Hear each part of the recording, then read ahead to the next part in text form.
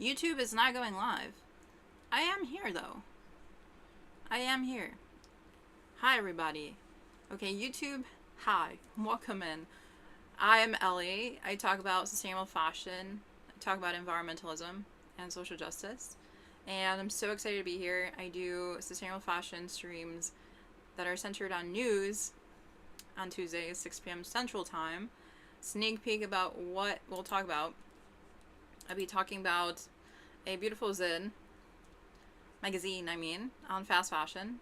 Gonna be talking about Fashion Nova being hit with a class action suit because they're texting people at 7 a.m. We're gonna be watching some sustainable fashion shows and then some other cool things. I stream every Monday, Tuesday, Wednesday, not Thursday, and I do stream Friday. Hi, Marissa.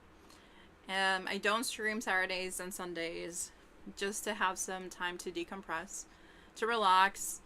I do multi-stream. I stream on Twitch and YouTube, so if you want to support whatever location you want to support at, much appreciated. I am trying to grow my Twitch, but I love YouTube. I'm a YouTuber at heart, so whatever is your preference, I truly respect that. But yes, 6 p.m. Central Time. I'm based in Chicago. And my name is Ellie. Okay, that's the intro. That's the intro, just to formalize a bit for anyone watching the VOD. But if you guys ever want to learn about the news and don't want to stay with an entire live stream, I use this Canva deck, and that's in my YouTube description. And if you're on Twitch, you have to go to my YouTube to get this. Okay? I am gonna make you work for it. But yeah, guys, I've actually kind of settled on a schedule. So I think 6 to 8 is kind of a good balance, to be honest, of my commitment to streaming. It's just the other day I was saying I want to stream until 10. I want to stream every day for 4 hours. But that's a stamina goal. That's a stamina goal. I wish I could have enough stamina to go until 10 or stream until 10 for every freaking day. But can you imagine streaming for 4 days and every day you have to just be super locked in? I want to get to that phase in my life. I want to be able to be oh my god, 6 to 10 guys, 4 hours, lock in, we got this. But that's a goal, okay? That's literally a goal. Especially because right now I'm a barista. I just started the job. It's my second week. It's going horribly. Yesterday, I was trying to make PJs outside, and literally my whole energy, my whole sense of self was so off. I watched back the VOD. My god, I was so awkward.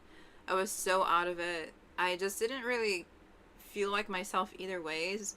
So what I was sensing for myself and what you guys were perceiving was just a sense of offness. And it's just because being a barista takes a long time to hone in on. I've heard stories on TikTok that some people take months to learn how to make a drink, or to learn everything, to make drinks in general. And I'm on my second week and I'm already making drinks. Yesterday, I was in charge of putting all the syrups in the drinks, putting in the espresso shots, putting in the milk, figuring out the cold foams for the drink. I've never drunk coffee before. See, that's the thing. I don't drink coffee. I just go to Dunkin' and I order the same thing. And sometimes I forget my order, so I have it in my notes so that I can figure out what I'm supposed to say to the lady taking my order in the drive-thru. I don't even go in person to Dunkin' because I'm that anxious about ordering matcha. Okay? That's the level of uncomfortability that I have around drinking coffee or commodity drinks, aka a luxury drink. By the way, if you're new here, I always take time to talk about myself, just to take some time before we get into news. So bear with me. If you want to wait until 10, 15, 20 minutes until I get into the news, fair warning, or you can skip ahead if you're in the VOD. But I like to talk about myself. I'm selfish. It's not just business here, but Dude, I don't know anything about coffees. I don't know anything about matchas. Hello, Marissa. Hello, welcome. I don't know anything. Ad break. Okay. Dude, I hate ads so much. They're on the lowest setting on Twitch, and I don't know how to like just completely get rid of them. They're only 30-second ads within the beginning when I start, and then they kicked in within the 8-minute mark. Okay, you're back. I was just saying how I'm trying to like reduce all the ads. There was a 30-minute one, a 30-second ad in the beginning when I started the stream, and now within the 8-minute mark, they're back. So I don't even know how to like reduce it even more. But it's on the lowest setting. I tried to reduce it to the lowest setting. I'm so sorry. I don't even know how to get paid on Twitch. Like, once my paycheck coming in, I'm sure I'm only gonna get like $1 for all this suffering of the ads. But every time there's gonna be an ad, I'll be aware of it because I'm watching myself to keep track on a different account. And so I'll just talk about how I hate ads for 30 seconds so you guys don't miss anything. And that's what I did right now. But essentially, I don't know how to make drinks, right? And so yesterday, I didn't tell you guys this during my stream yesterday because I was so out of it. But essentially, from like 1 to 3 p.m., I had to make so many drinks, and my like trainer was really tired and was becoming increasingly nonverbal. He was just tired, okay? So like he left it up to me and this girl that just started to make all the drinks, to get all the orders. And he kept asking us if we were like good, right? If we were managing. Okay, so like I don't know how to make the drinks, obviously. The other girl just wants to do cold foams, which is the thing that goes on top of the coffees. And that's like easy, right? And she also didn't really want to talk. Like, we're all really introverted, I can tell, but we pretend to be extroverts. That's just the vibe. That's the dynamic. Nothing against that, right? I'm introverted as well. But everyone just kind of wanted to be left alone yesterday. I totally get it. It's a Monday. It's just when you place a new person to do all the drinks, pour the milk in, pour the syrups in, pour in the espresso, pour in the main ingredients. That's essentially the bulk of the drink. Okay? And I just started. It's like my 6th day there. I don't have anything memorized. They gave me a whole Bible, essentially. Like, it was a 20-page pack guide and all the drinks. And she told us we have a quiz on this at the end of the month. So by the end of this May, I'm expected to know everything. And reminder, like, I haven't studied it because I haven't studied any of it because I'm just so overwhelmed. And I'm expected to study it on my own time as a volunteer thing. It's not a paid study moment. So I'm expected to be doing volunteer work, essentially, to do my job. Which, I mean, if I want to do my job correctly, I have to do. But it's unfortunate it's unpaid. And then they're going to quiz us. If I don't pass the quiz, I can't keep my job. I'm not going to be given hours. So I have a month, basically, to learn everything. But at the same time, I'm expected to do it already. I'm expected to implement when I'm still learning, which is impossible. You can't, like, build a car and drive the car at the same time. So it was really messing with my head. I kept asking everyone, like, how do I make this? Like, what syrups do I pour? Does this get a shot of that? And does it get, like, what happens, right, with each drink? But everyone just wanted to be left alone. So I was just coming up with shit. I was pouring syrups, and I'm like, I hope for the best. I hope for the best. And, like, if people are paying $8 to $9 for a drink, that makes me feel so bad. It was killing me to, like, not really know if I was doing this right. And so every time I would ask either my trainer or, like, the other girl, is it this that I put in there? Is it that I put in this drink? And then one time I asked, okay, what goes on top of this drink? She said cocoa. And I grabbed the coconut, like, tub, because I thought she was talking about coconut, because you can say cocoa for coconut. And then she's like, no, cocoa. I'm like, but I have it in my hands. This is coconut. She's like, no, that's coconut. I'm talking about cocoa powder. I'm like, so So, am I just dumb? Am I just dumb at this point? Am I just like freaking stupid? Because you pointed to the coconut powder, like the coconut thing, and I grabbed it, but you meant cocoa powder. See, that's like a dumb moment, but it illustrates how easy we can be confused in this most small, mundane way.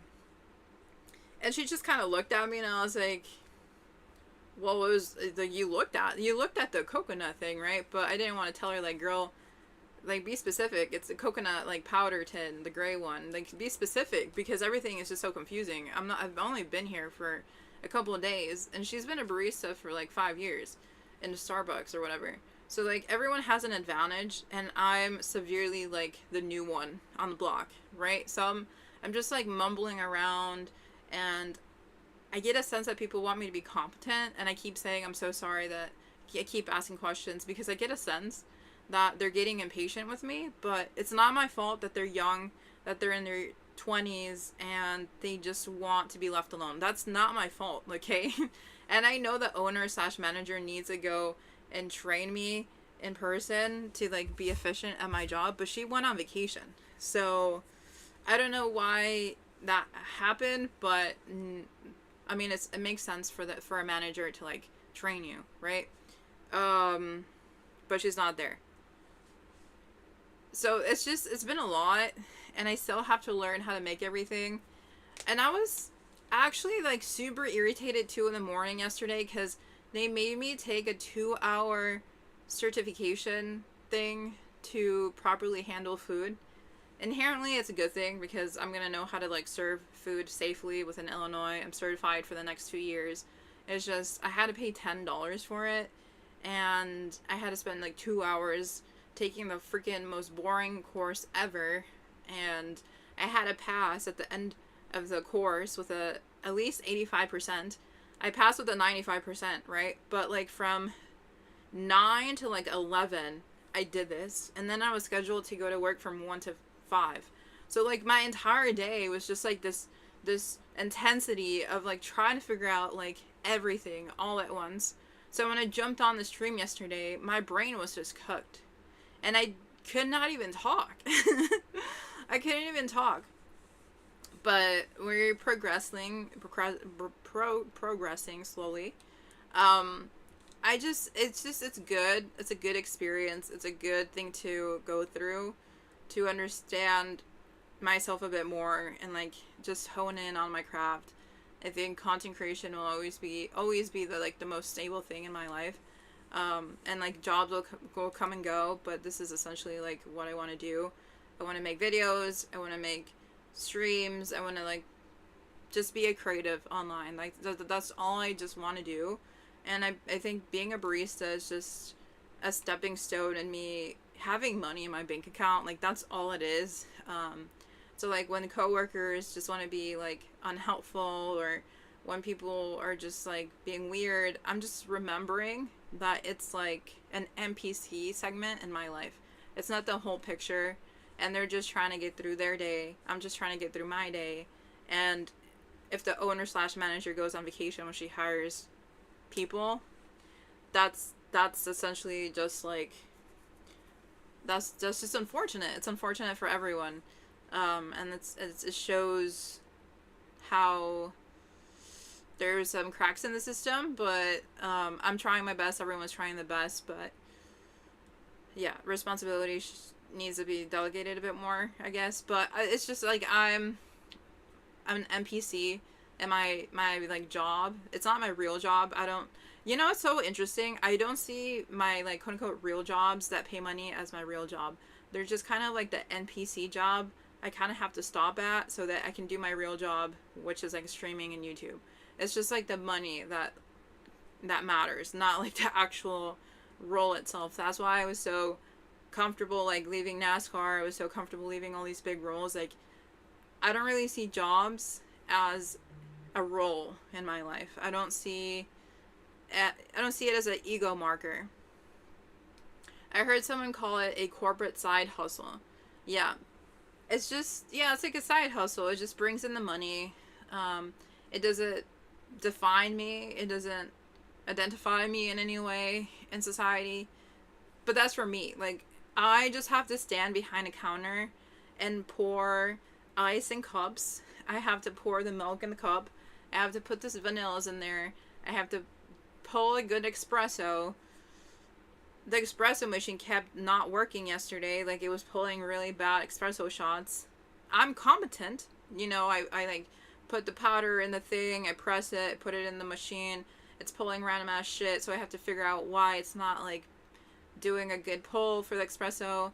And then I pour that shot in the cup, and then I fill it with other random stuff, and then I hand it off to the person that puts a cream on it. Like, that is not my identity. Pouring shit in a cup is not my identity. So I don't really want to like grapple with like that much further. It's just, it's irritating because I want to know everything, but I don't. So it's consuming my brain, and it's like making me nervous because I need to perform while also building the car. How am I building the car and driving the car at the same time? Like, things are falling apart, errors are happening, things are just chaotic because of it. You can tell me, oh, like, take a day off of streaming to learn how to, like, do your job. No, I don't want to, like, I don't know how to say this nicely, but I shouldn't be expected to volunteer to do something if it's my job that's being paid. You know, like, it's a paid job. I don't want to volunteer. So I'm just struggling with the idea of like how this isn't like a clock in moment, or I can like sit and study it in person in the bar, in the barista role place, you know? It's like the same concept of like, how do I explain this? I mean, I think I made my point really, really straightforward. Like, it's just a straightforward point. Like, if it's related to the job, it should be paid, right? Like, if you want me to learn this huge guide, like, give us some paid hours to do so, because it's part of our job. It's not just like a random thing that we're doing. Does that make sense? If you want us to perform, like, at least pay us time to like be able to perform, and we have to study the book, so like pay us to study the book. Does that make sense? Are there ever slow moments at work and you can study there? Yeah, that makes sense. It's just, I have a feeling that they don't want me to, like, have the booklet out. So, like, I keep it in the back, and everyone has ignored the booklet for some reason. But I brought it on Saturday. Sorry. I'm getting so anxious talking about this, but I brought the guide. I brought the guide on Saturday. I tossed it because they expected me to like work the sandwich area with no training. They were like, why does the bagels look like this? I'm like, what do you mean? They're like, you didn't press the right button on the machine. How was I supposed to know that there's a bagel button on the fucking machine to heat it up? I was pressing any random fucking button I could find because someone told me what I was supposed to press. You would think, oh, it's pretty straightforward. No. And no, like, it's just a big machine, and you kind of are expected to do whatever. Like, explain it to me. Like, I'm not a genius. I get it, there's like labels, and you kind of like press the buttons and see like what fits with what, but I don't know the menu. So they were kind of like on me about the sandwiches on Saturday all day, and then yesterday it was about the coffees and the drinks. I don't even know what an Americano is. They gave me a cup full of ice with water, and they're like, make an Americano. How the hell do I know what that is if I don't know coffee? Do you know what I mean? I don't know coffee. What is an Americano? I don't know. So I was like, okay, what is this? They're like, it's just a shot of espresso and a cup of water, and then you just mix it. How the hell am I supposed to know that? How? And then people were just looking at me struggle with the espresso machine, because the espresso machine was being finicky yesterday. Even though I'm doing everything right to like get a good like espresso shot, the machine was being finicky, and no one wanted to be in my station because the machine had gotten on their nerve the entire day. So they left. Is OBS working? Yeah, it's okay. So yeah, I would have that guide right next to me as I make every drink.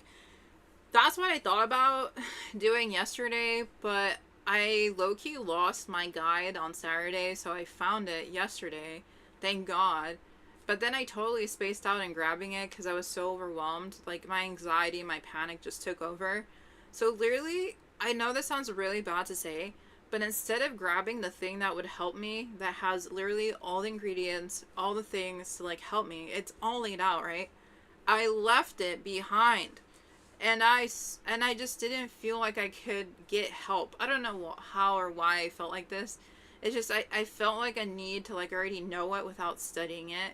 Because in the moment you have to perform, it's almost like you're on stage acting or in a play. You have to fit this role. You have to put on this mask of being happy and, like, competent. And so you just get into the role of, like, acting like you're competent. And so I was just trying to, like, remember everything I learned, which I did learn a lot, and I remembered a lot, mind you. That's why I was only asking a couple questions, just to, like, boost my ego a bit. Like, I did learn a lot in a very short time. But it's just, I didn't really want to, like, shatter that role or that, like, acting by getting my booklet. You know, I wanted to come off as competent, even though I'm not, even though I should be getting the guide. But I know that anyone with sane thoughts and a sane mindset would say, go get the booklet. It's just, I have a bad habit of, like, being overconfident sometimes and just want to, like, come off as, like, a certain way. So I didn't want to, like, ruin the perception of, like, how I was doing. But I'm gonna use the booklet tomorrow. I don't care what they think. That's kind of what I realized yesterday night after the horrible stream. Because, like, I was just so tired. I was so out of it. I was like, I can't keep pretending it's like, it ruined me yesterday. For, like, 2 hours straight, I was just making these random coffees. And then it took us, like, 2 hours to clean up. And that was a good brain break.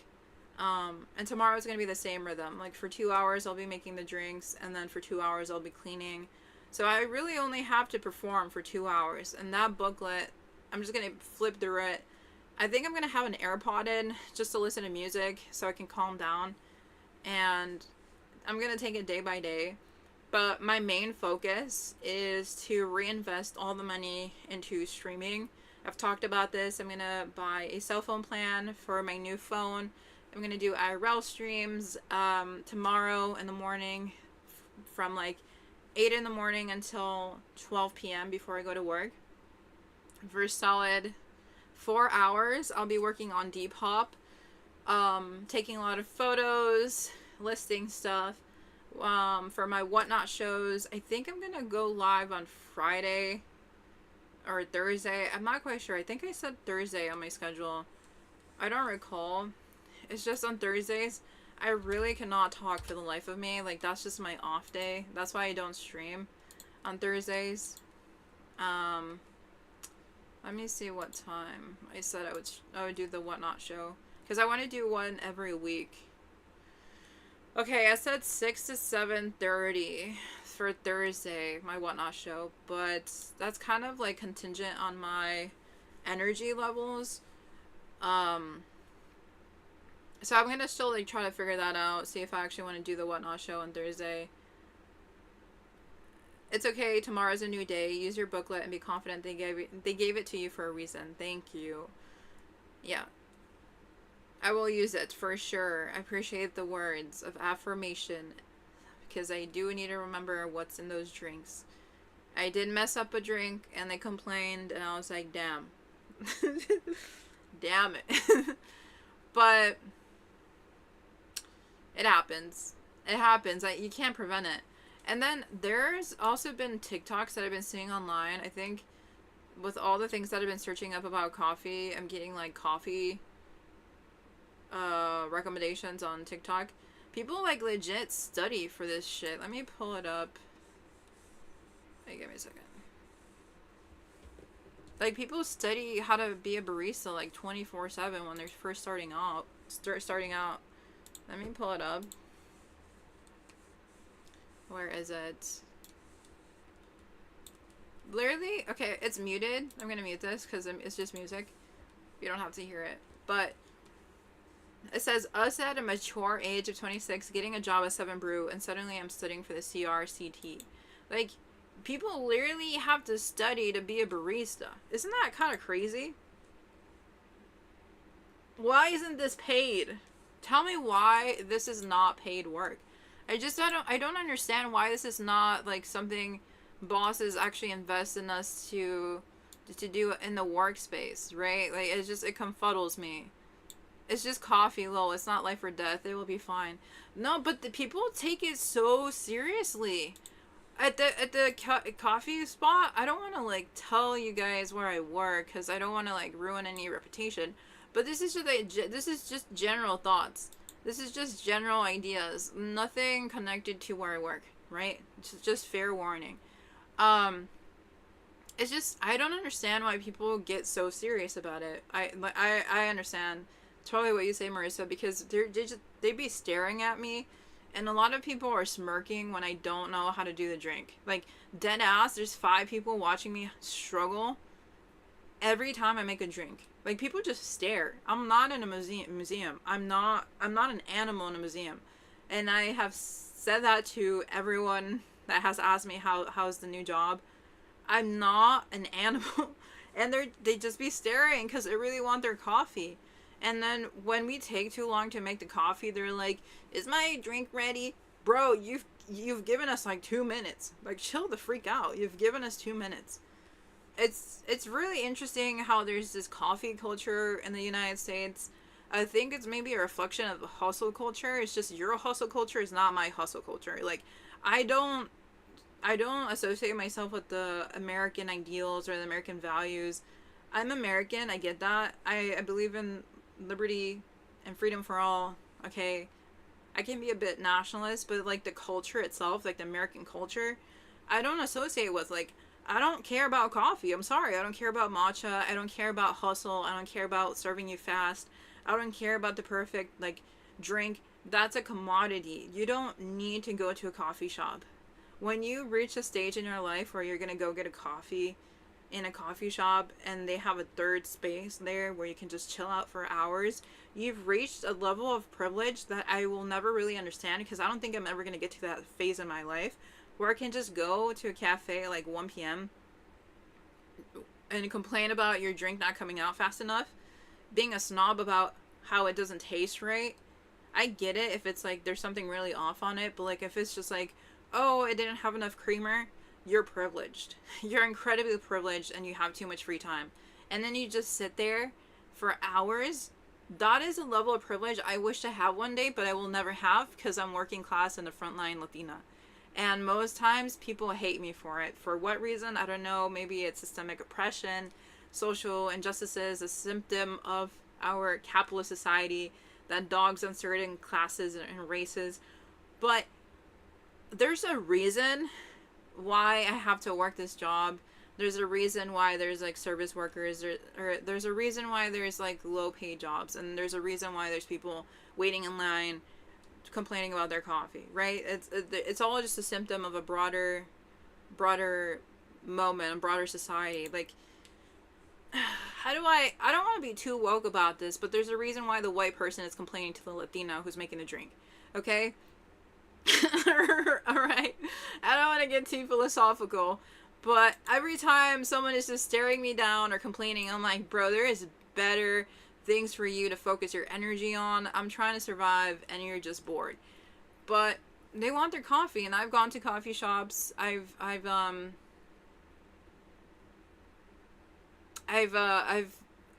enjoyed a good moment in a coffee shop, right? I get that, but I just not every day. I go like one time every 5 months. That's the privilege I have. That's the privilege I have. One time every 5 months. For example, today I went to the library and I was there for hours. And you know what I had? I had a coffee from McDonald's. And got the job done. So like, if you're looking for a caffeine, you can actually get a $2 coffee at McDonald's.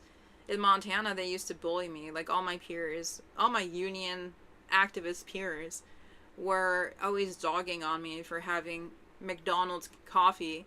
And I was like, it's the cheapest option and it gets it done. Maybe it doesn't have the fancy espressos or the fancy ingredients, but like for me, if I take espresso, that shit fucks me up. Honest to God, you give me espresso and it opens so many tabs open, I go berserk. Yesterday, I was not myself. Do not give me espresso.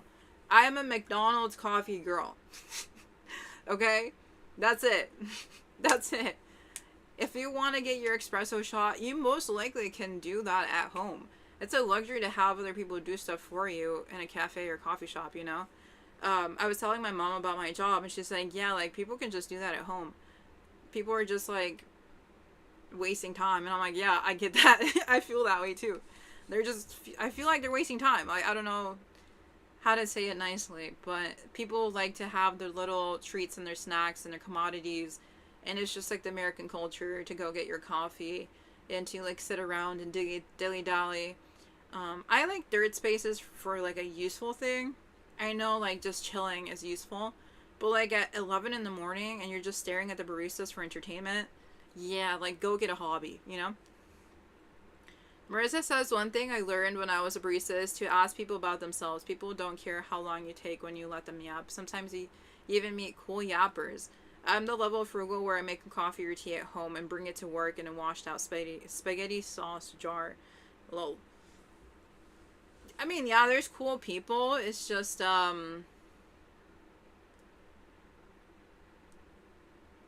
don't know. I just feel like a animal in a museum or in the zoo. So it's not like that serious. It's just I look up and there's like 5 people looking at us make them drink.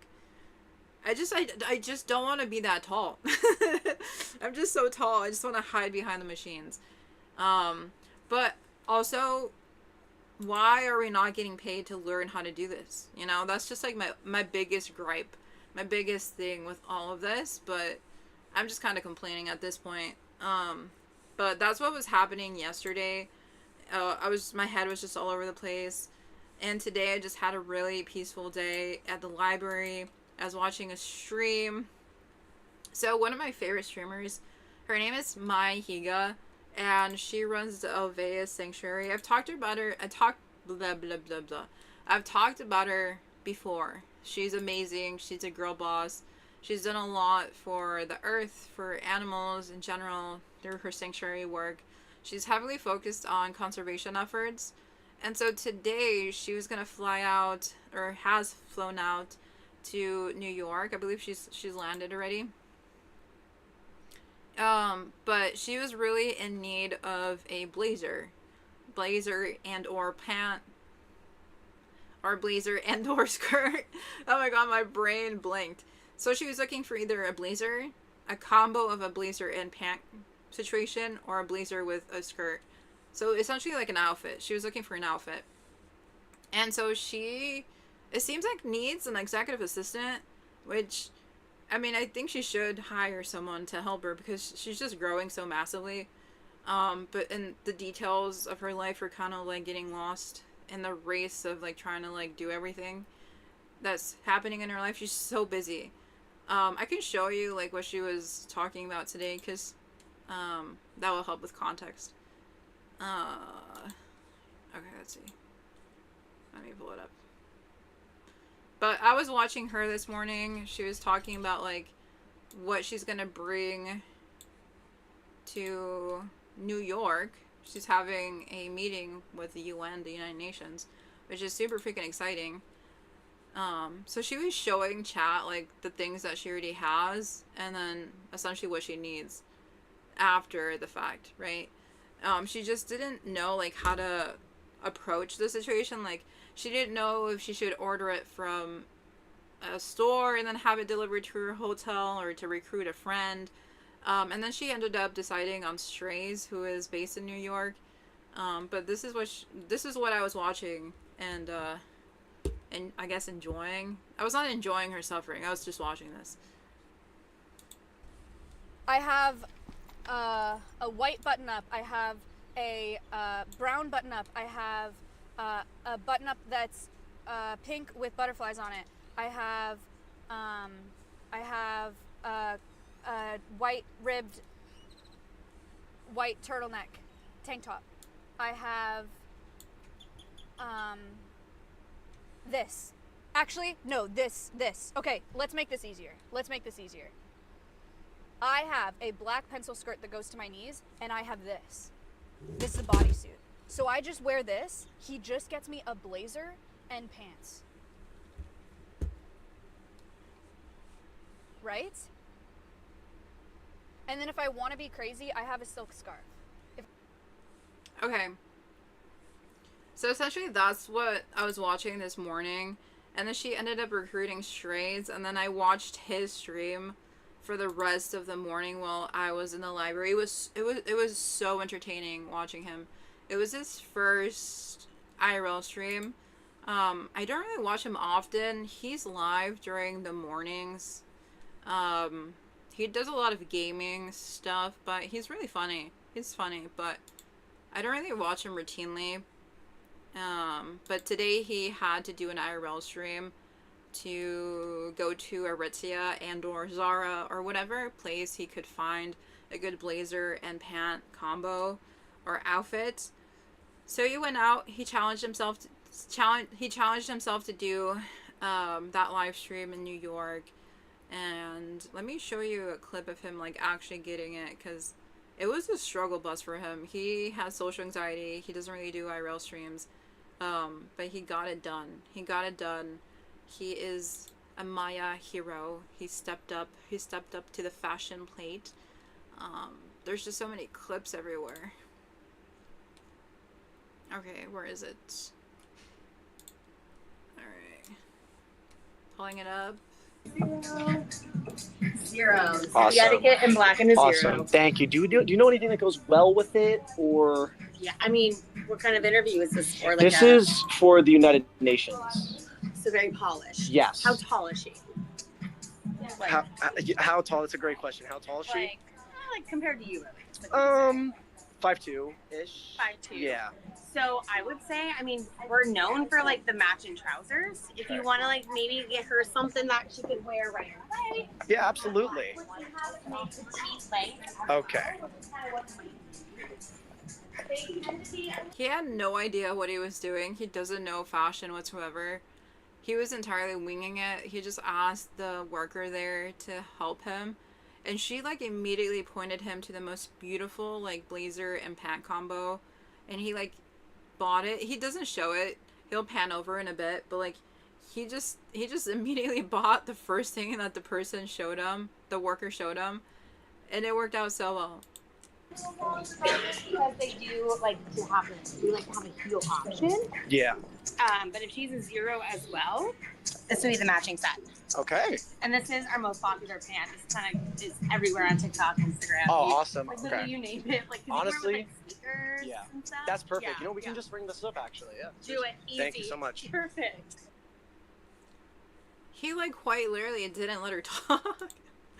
It was okay, so that's what I was watching. It was really entertaining. So hopefully Maya has her suit and she's ready to go.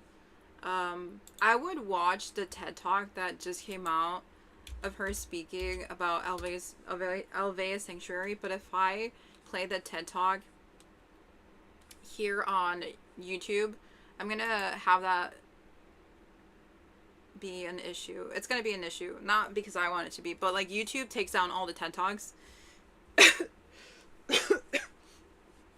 But she has done an amazing job. I have listened to this TED Talk like 5 times already because everyone on Twitch is reacting to it. But if I play this on YouTube, it's going to be a copyright issue and my YouTube live stream is going to be taken down. So I can't watch it, unfortunately, because I'm multi-streaming. But if you want to watch it, it's called the Wildlife Sanctuary. You can visit from anywhere. It's called Mayahiga TED.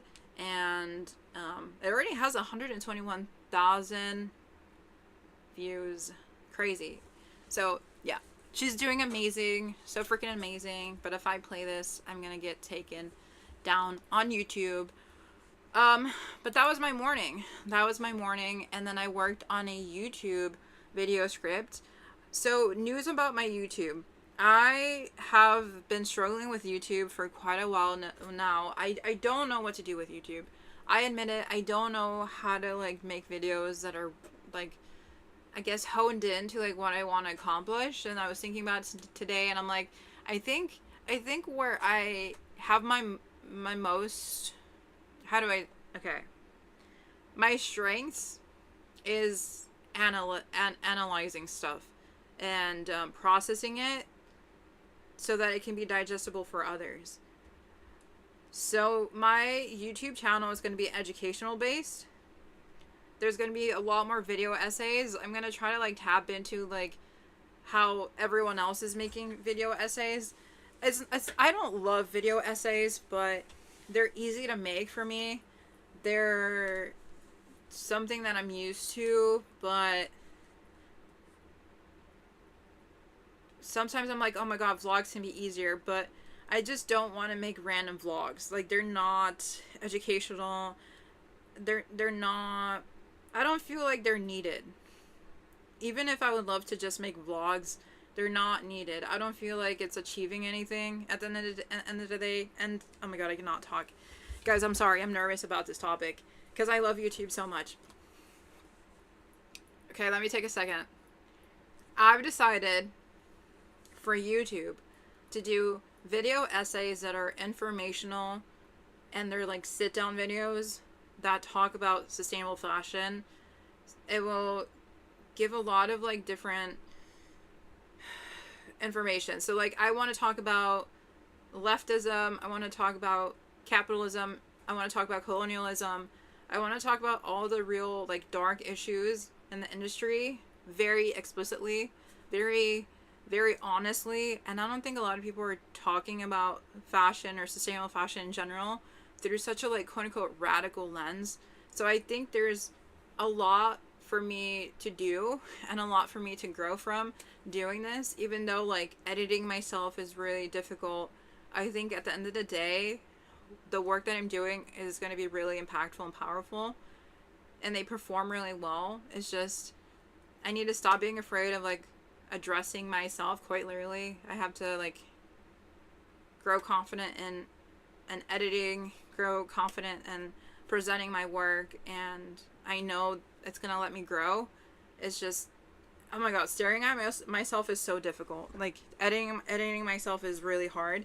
But I think video essays is like what I'm gonna do for my main channel.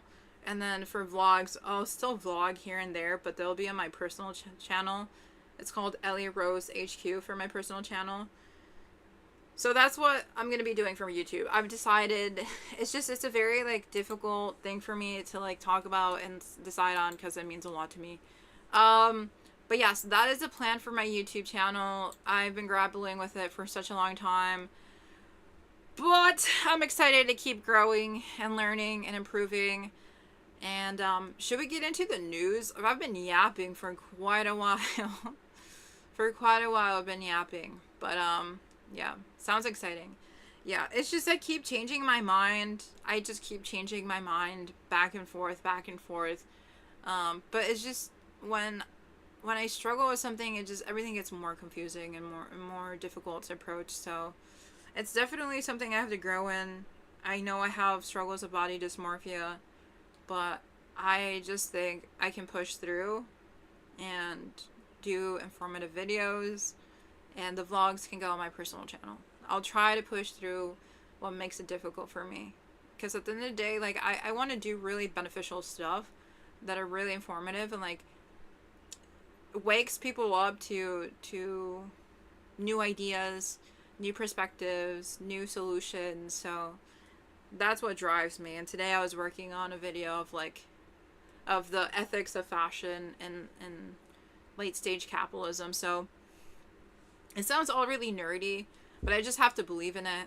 And if people don't like how I edit, if people don't like how I look, I can't control that. As much as I can't control that I don't like how I look, as much as I can't control that things are just like not perfect for myself. Like, I just wish I was so perfect all the time, but I'm not.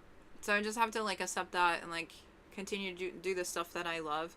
Because like, wouldn't it be so sad if I never made good videos just because I hated how I looked and I hated that I had body dysmorphia? Like, that's such a loss for society. It's such a loss to to like the things that we can accomplish in the world. And yeah, I'm just really excited to like keep challenging myself and like to do things that are beneficial. And the video essays that I did in the past, they've done so well, and the comments were always so fruitful. Like, Marissa, you came from those videos, so I just have to lock into those, you know? I just have to lock into those. But let's get into the news. I do want to talk about more like casual fun stuff today. It's not going to be like too intellectual today, just because I didn't find a lot of stuff that was like too serious. But look at this beautiful zine. I love when people are informative and artsy in the things that they do. And this one is by LIBERALJANE. It's called Seams of Resistance. It's a pocket guide to resisting fast fashion. And she just went ahead and did like a really simple layout of the things that we should be like considering around fast fashion. So it starts off by saying questions to ask yourself before buying something. So it says, do I need this? Do I just want it? What will I use it for? And how often? Do I own anything similar? What is this item made out of? And then she says, quotations, or in commas. Is that quotations or commas? Commas? What is this side thing? I don't know, what the fuck. It says, materials like polyester or wool can be irritable to skin. Where will I store it? Can I borrow something similar from a loved one? Do I have to buy this new? And then there's a Thrifting 101 guide section. This is so cute, by the way. I feel like I'd want to hand this out to like anyone. Or just like put them around a park or in a mall, to be honest. It's like so wholesome. I feel like it's grassroots marketing. And I would just love for people to like learn about this in a very wholesome, cute way. If they've never seen this or learned about this anywhere else. Like, this is just such a good primer. Like, such a good starter for someone's journey. So this one says, Thrifting 101. Thrifting has exploded in popularity over the last decade, and it's not as cheap as it once was. If you know where to look, good deals can still be found. Thrifting is part of the circular economy. Buying secondhand means bringing new life to clothing already in circulation. Then she gets into DIY and upcycling, so you can learn to mend and repair existing clothes. Can help lengthen an item's lifespan. Many items can be fixed with simple sewing methods or even DIY'd into something cooler. Not sure where to start? Challenge yourself to try a piece in your... Sorry, I cannot read. Challenge yourself to style a piece in your wardrobe that you don't wear often. And then you can also DIY your pants. You can embroider, add patches or beads. You can dye your paint with a fabric dye or fabric spray paint. You can mend, so you can mend the rips, the loose strings, and missing buttons. All so freaking cute. I love this zine. I cannot say zine. Isn't that so cool? I love the way that she just laid this all out. And then there's like resources, so a podcast, the clothing horse, a directory, good on you. And then it was illustrated by Kathleen. Isn't that so cool? I can download it too. Would this be so much fun? Wait, what if I like download this, I print a bunch of them out, and then for a stream, I go to a mall and just put them around different locations. I just like drop it around in different little stores. Wait, or is it better to like put them just in random spots, like in a park? But it would be better if I go to the mall and I just drop somewhere. Some like this somewhere, like on a shelf. I don't think I would be caught, right? Do you think I would be caught if I put this on a shelf? Let's say I go to the mall, I enter H&M, and I put this in the pocket of the jeans. I put this in the pocket of the jeans! And then I put them like in the shoe shelves. And then I just put them randomly everywhere. In the pockets of the jackets. Wait a minute, I think we're on to something. It's just I have to be kind of chill with it, you know? I have to be kind of like nonchalant. If I get kicked out, what are they gonna say? Stop putting shit in clothing? They're gonna be like, oh my gosh, she's not even stealing. She's just putting random stuff in the clothing. But you know what's a good idea? Okay, here's a better idea. This is kind of like sus, but it's a genius if you kind of think about it. What if I grab a bunch of stuff, like pants and jackets, things with things just with pockets in general, and I go to the fitting room and I just put stuff in it so no one really knows what I'm doing, and then I come out and like everything's already in there. You know what I mean? Does that make sense? Wait, where did all my tabs go? Dude, all my tabs disappeared. No, where did my tabs go? Wait, give me 1 second. What happened? Holy shit, what happened to all my tabs? Oh my goodness. Wait, I needed those tabs. Where did they go? I can't see Twitch anymore. Wait, literally did I exit out? And I exited out on everything. How did I do that? Whatever. Here, let me pull you up again. Imagine if the security guard people are like, "Can you stop putting the shit in the pockets? Can you stop putting the zines in the pockets, please?" Okay, let me pull you guys back up. What happened? Oh my gosh, one day I'm gonna be the best streamer ever. That is not today. Guys, I'm so sorry too about the audio. I noticed, I was watching one of my videos back, that every time I switched back from the main, this camera, to me sharing my screen, the audio was different. I was using 2 different mic systems. One was a legit mic system, the other one was the camera audio. I did not realize that my audio was so messed up for so long. And no one freaking told me. Guys, no one told me. My audio is messed up.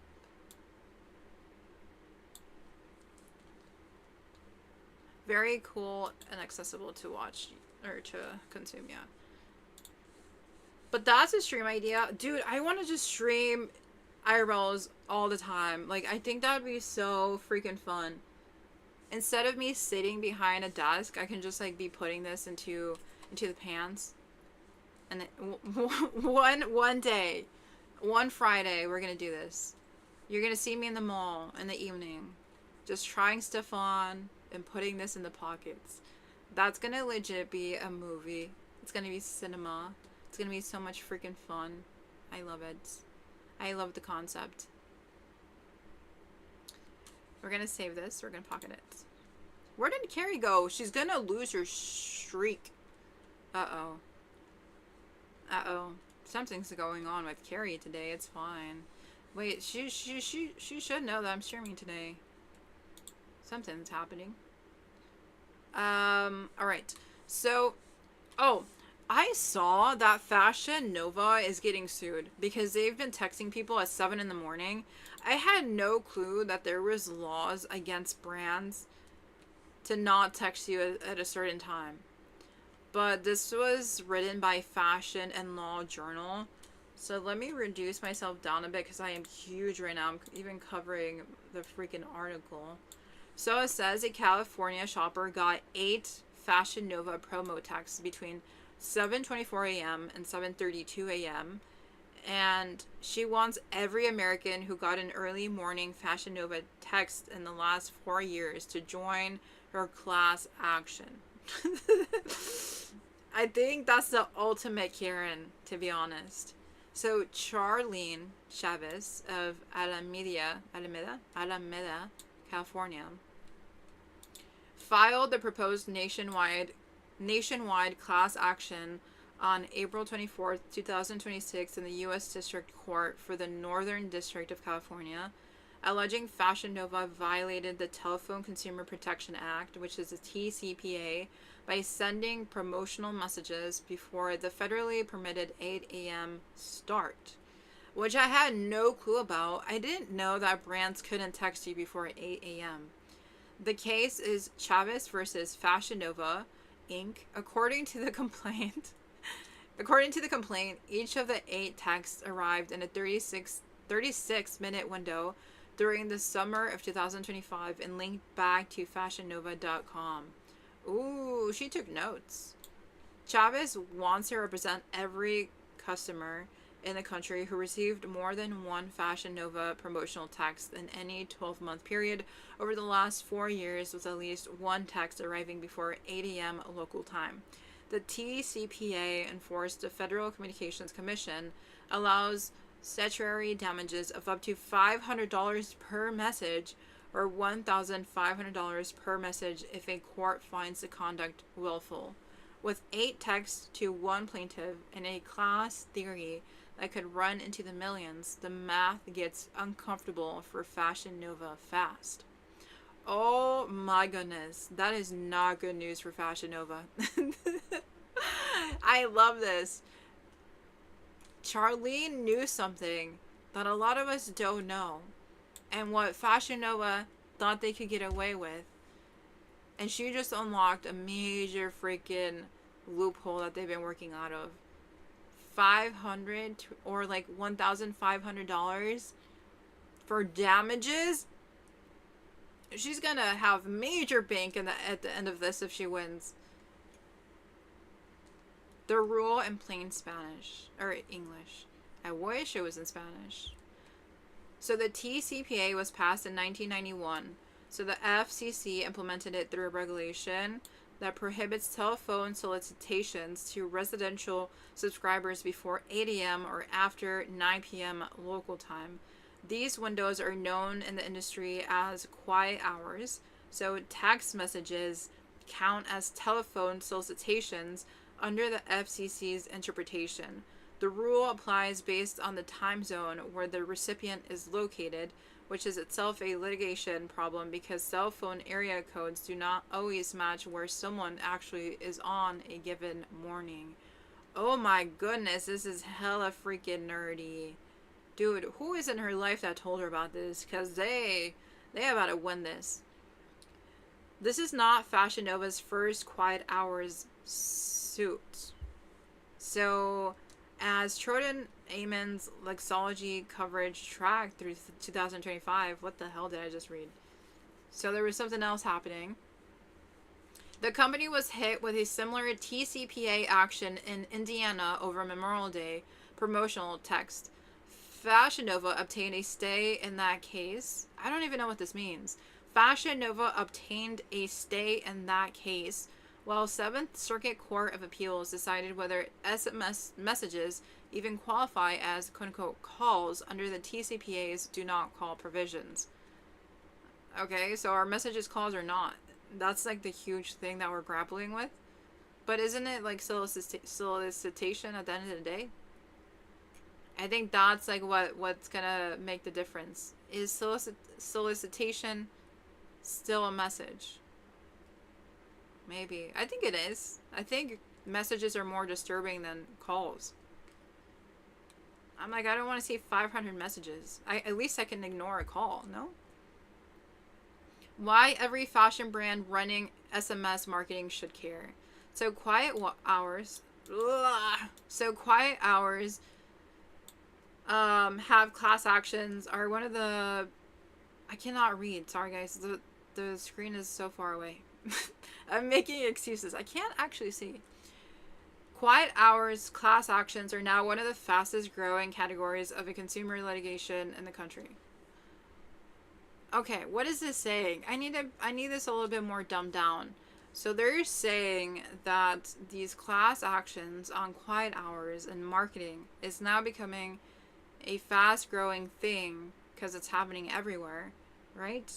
So the first quarter of 2025 alone, there was 507 TCPA class actions filed, more than 112% higher than the same quarter in Florida. Popping in to say hi, hanging with a friend tonight. Hello, Carrie.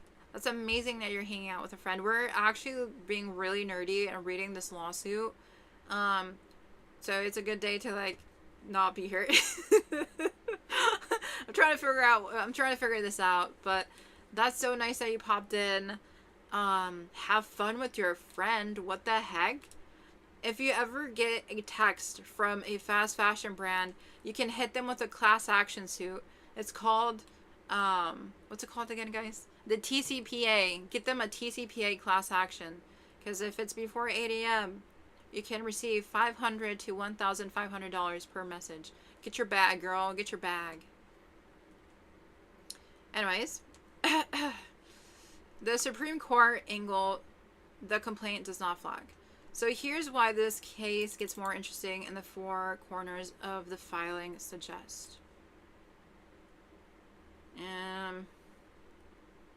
Okay, the quiet hours was not written by Congress. So this kind of makes the agency in charge kind of finicky. All right. The second part of that is that it's called telephone solicitation. So does that include messages or not? All right. That's another thing they're grappling with. If a consumer signed up for Fashion Nova's text club, the brand's lawyers will argue the messages are not solicitations at all, and the quiet hour rule never applies in the first place. Okay, we're understanding.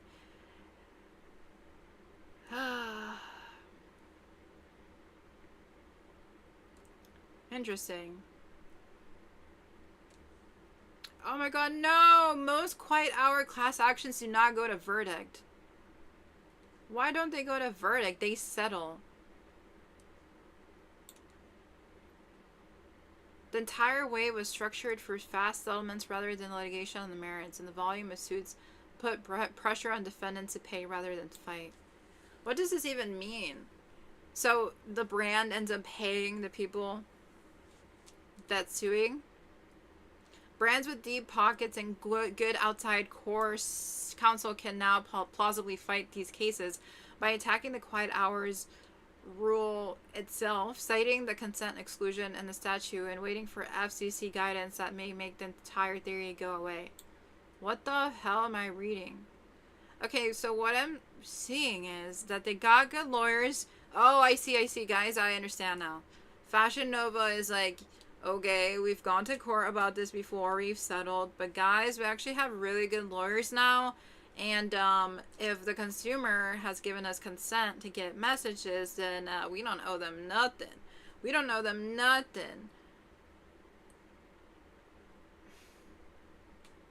That's it. They just get good lawyers. For Fashion Nova specifically, the suit is one more line item on an active legal docket. No. Do they get sued a lot?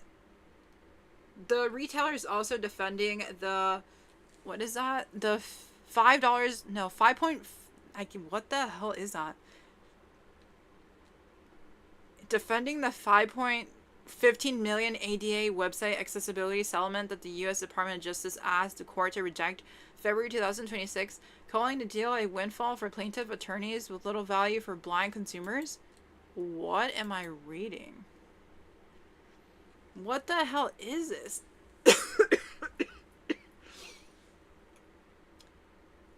Digital accessibility is a civil right of disabled people. If someone sues under the ADA, the remedies available to a disabled person includes getting the problem fixed and getting their attorney paid. In California and some other states, the remedies also include money payments to impacted disabled people. Oh, so they're getting sued for not having accessibility to their website for blind consumers. Holy... Okay. Interesting. What are other things to consider? The area code as location. Okay. Consent record. Consent record. Okay. And then, many TCPAs are stricter. So it also depends on the state. So the stricter ones are Florida, Oklahoma, Maryland, and Washington.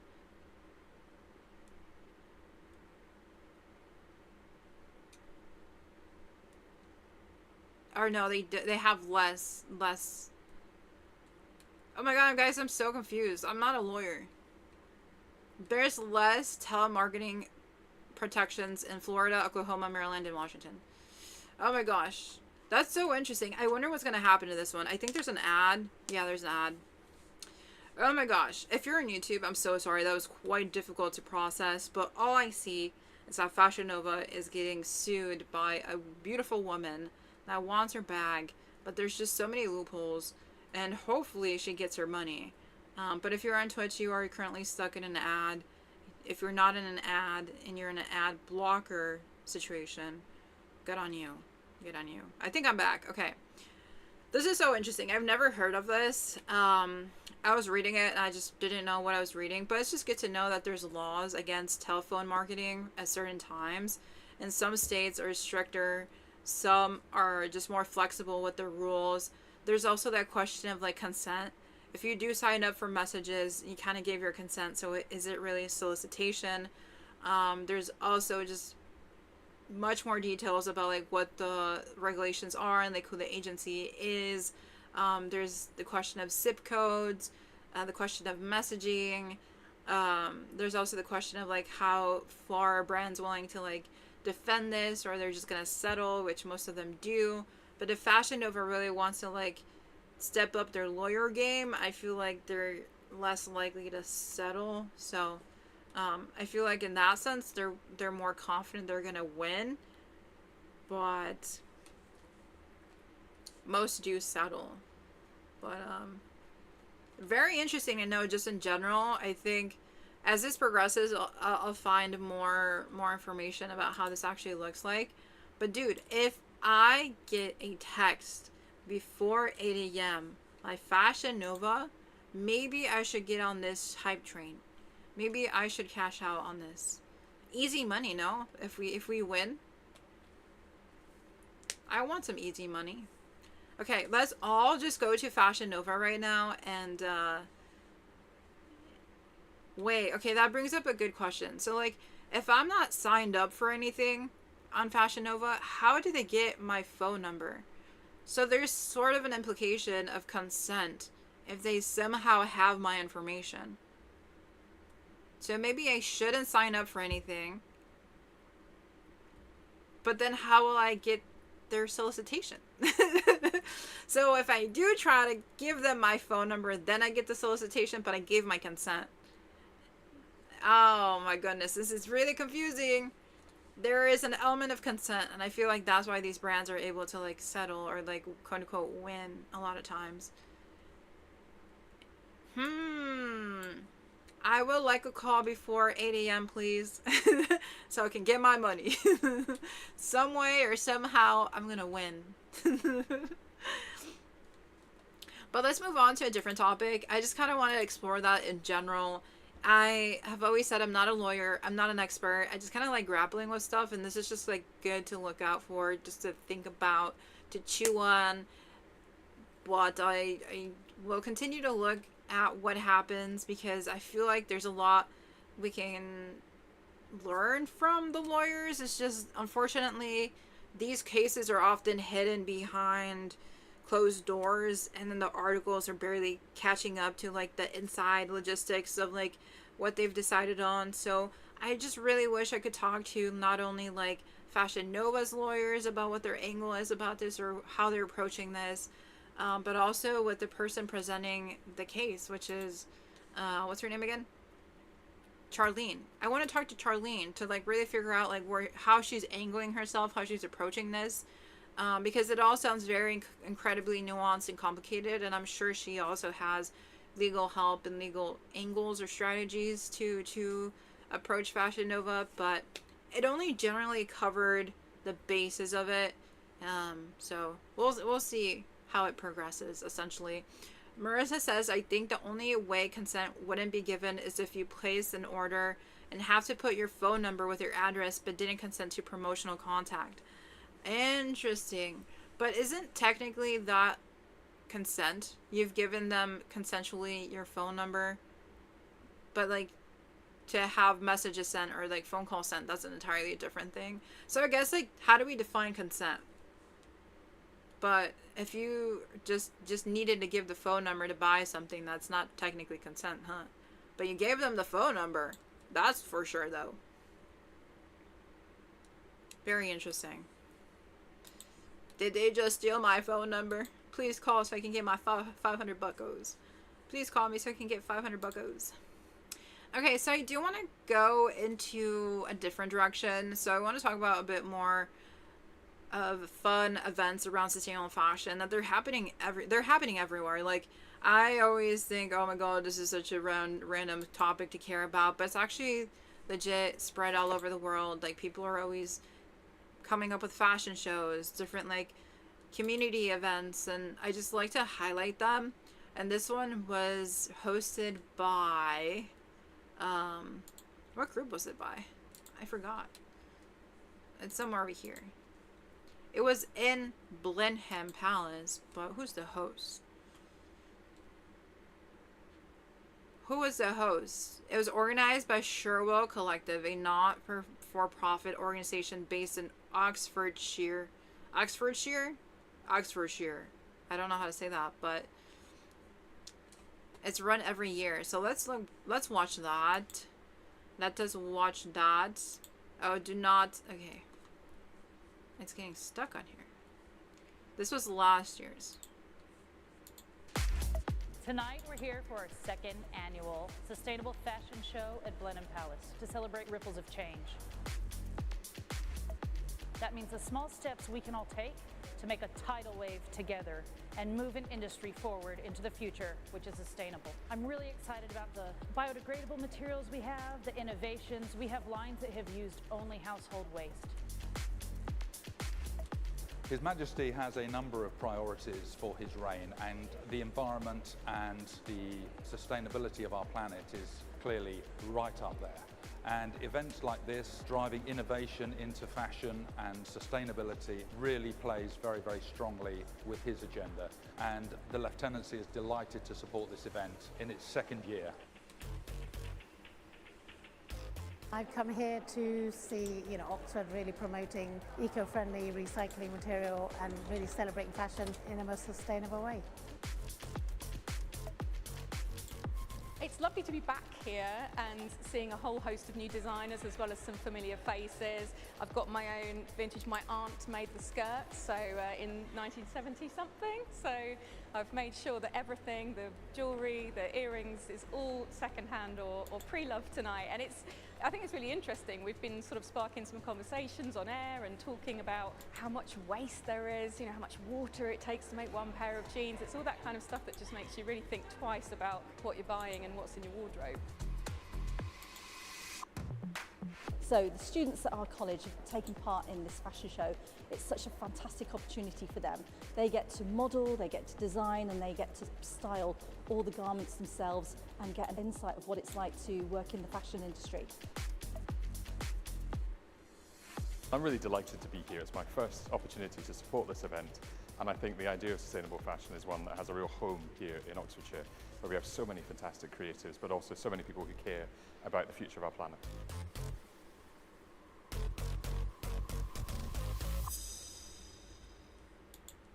It's so freaking cool that things are always happening everywhere.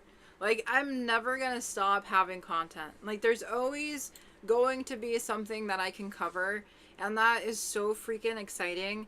And the thing is, not to say this is like evergreen content, but the way that I cover things is very consistent. So like, I know by this time next year I'm also gonna cover this again. So if anyone is ever searching this up on YouTube, like, hopefully my live stream pops up. But like, sustainable fashion events, I've noticed, are very consistent. Like, they happen either monthly or annually. So not only does it help me grow as a live streamer to cover this, but it's a good reminder that things are constantly being done, and it's so routine, and people actually really freaking care about this topic. It's just, it doesn't feel like it because it's happening in little spots all over, and I just have to like congregate it into like a centralized location in these streams to highlight it. But like, no one else is really doing that. Like, when I go to like other organizations that talk about sustainable fashion, usually they only talk about the biggest brands, or they only talk about like the biggest leaders, or the same influencers over and over again, or just talking about the same thing over and over again. So like, my aim is to always like showcase the diversity and like the hidden gems within the internet or like within the world, because like everyone is doing their own thing in their own such unique, beautiful way. It's just, it's not being talked about, it's not being highlighted, but it's there. Like this video literally has 58 views. 58 views, guys. But like it's happening. It's happening in a local community. I am drinking soda. I am drinking soda, guys. I'm sorry. I said I was not going to drink any more sugar.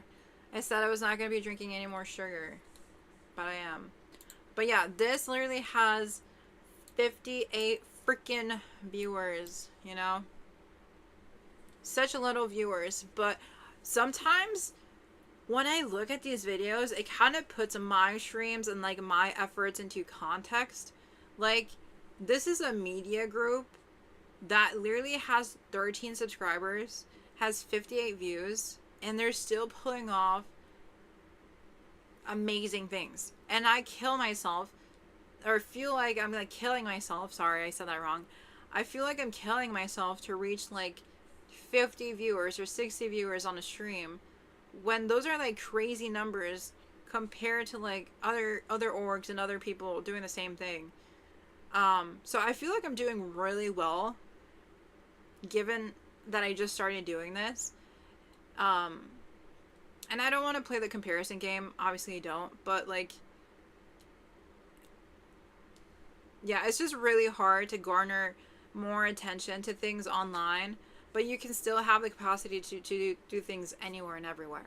That's kind of the point I was trying to make. But, dude, they need more viewers. They need more viewers. They deserve more viewers.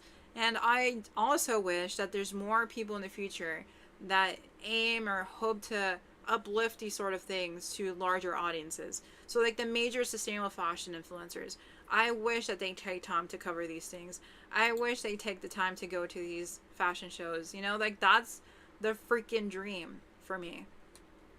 Maybe it's not a dream for other people, but like for me, I just want others to like take the time to uplift these sort of events and topics. But it's a very niche thing, I guess. It's a very niche thing. But yeah, I do want to talk about something else. So I saw an interesting video that I want to watch. It's called Dash to Refash, and it's called Discursive Representation of Sustainable Fashion in Japan, Lessons for Malaysia. Okay, this is such a freaking, like, again, niche video that I found. I'm going to scoot the screen over a bit because it is sideways. Again, this one, 143 views in 9 days. We're still going to enjoy it. I think it's going to be a really cool video to watch. A cool quality video. A cool quality video. Yep, that's what I'm saying. It's going to be an amazing video to watch, basically. And yeah. Marissa says it's very encouraging that they still have a big impact locally without having a lot of online views. It does put things into perspective for me. It does put it into perspective. Because sometimes I'm like, oh my god, only 95 people watch this. Bro, 95 people are 95 people. So, yeah, I can do amazing things, and it's fine if it's 95 people. It's fine. I think it's a lot. It's a lot. It's just the online world distorts the numbers, honestly. Like yesterday, I forgot to mention this, but someone followed me from my horrible IRL stream outside. Let me show you. So this is the behind the scenes. Nigel followed me yesterday. Oh wait, let me show you.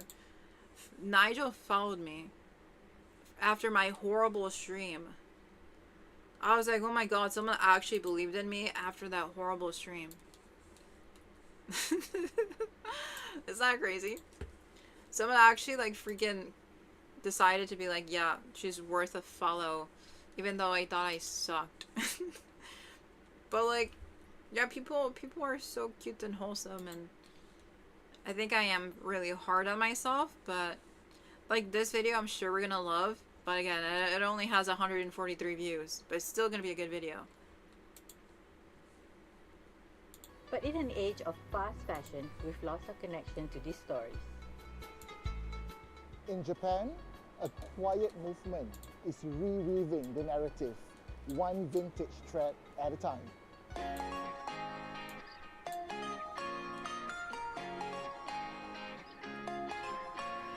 Here we are at Takeshita Street, the intersection between luxury purchases from Harajuku, Shibuya and Shinjuku. In Takeshita you can find vintage clothing, refashion clothing and also upcycle clothing, but we have to explore to find out. The global fashion industry produces over 100 billion garments a year, more than half of which end up in landfills within a year of purchase. Yet, behind these numbers are human hands, cultural habits, and shifting values.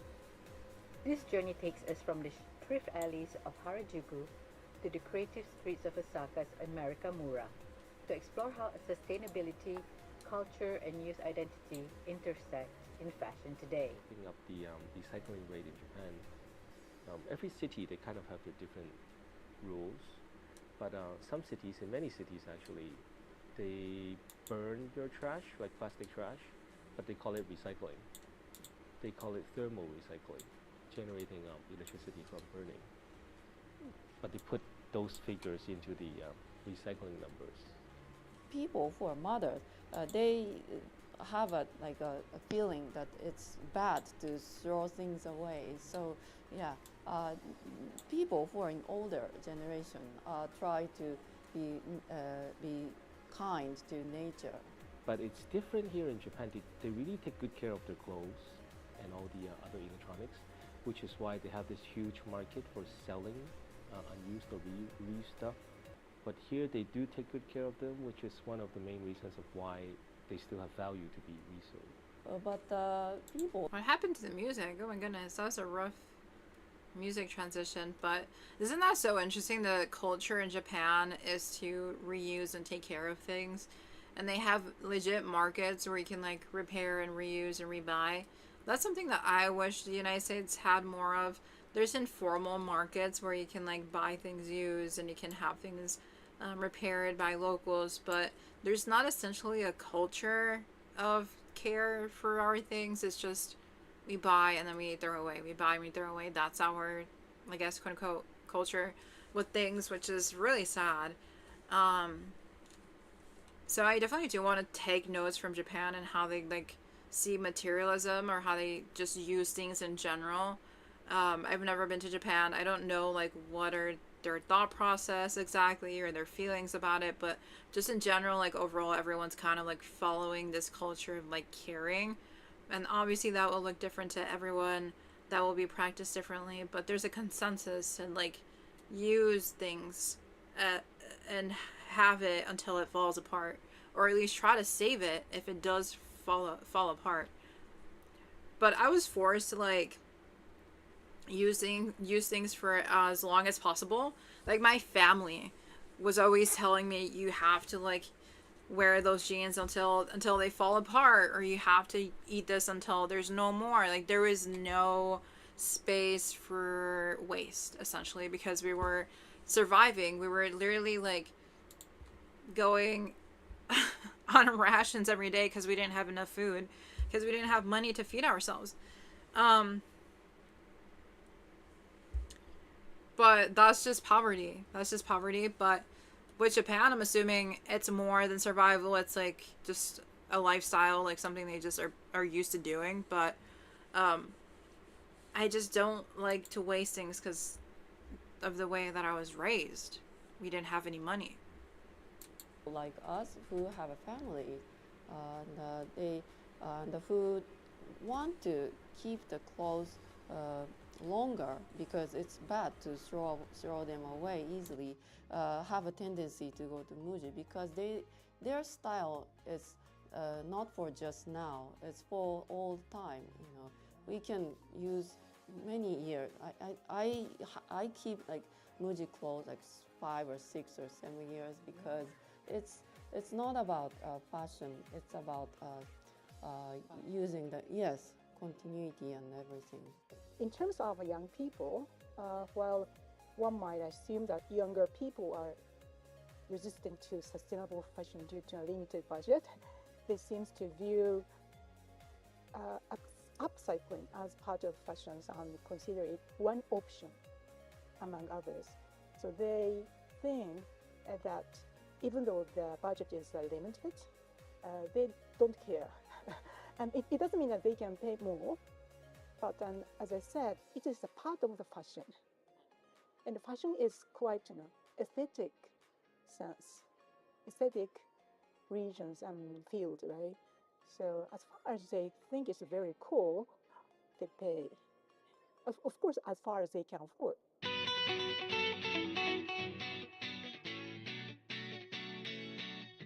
Well, here we are.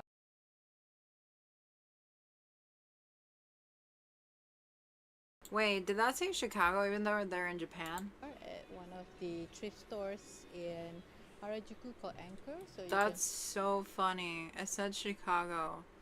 And this is a Japanese thrift store. So I'm near Chicago and I yearn to be in Japan to go to this thrift store. Yet this thrift store is so westernized that it's appealing to a Western idealism to the point where they like put Chicago on it. So like as a Chicagoan, and I go to this thrift store in Japan thinking I'm gonna get like cool Japanese shit, and it says Chicago, that would like mess with my head so bad. What do you mean Chicago? I'm there for Japan.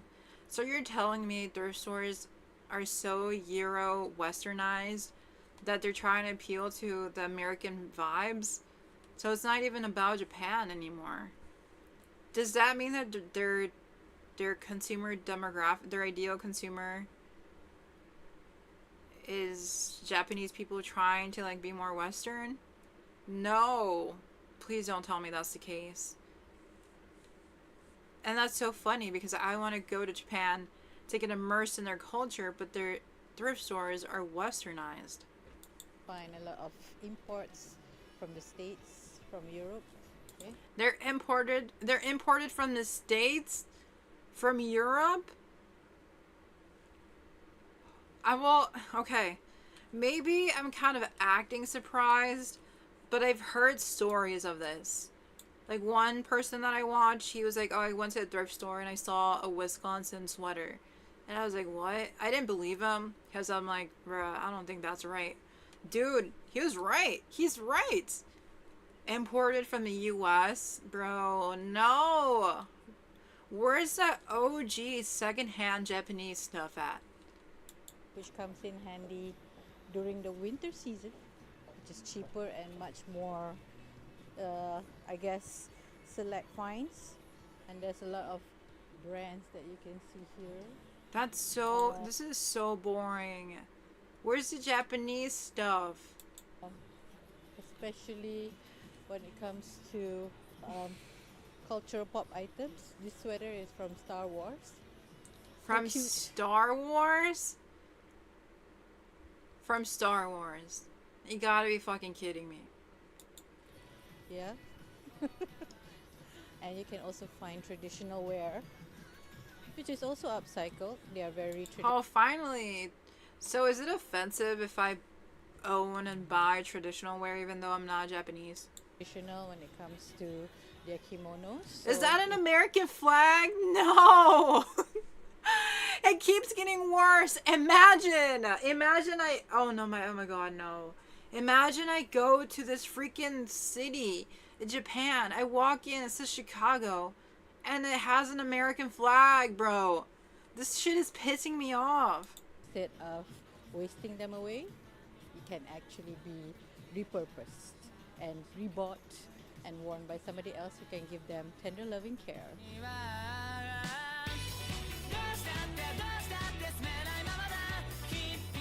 Harajuku has long been the heartbeat of Japanese street style. But No.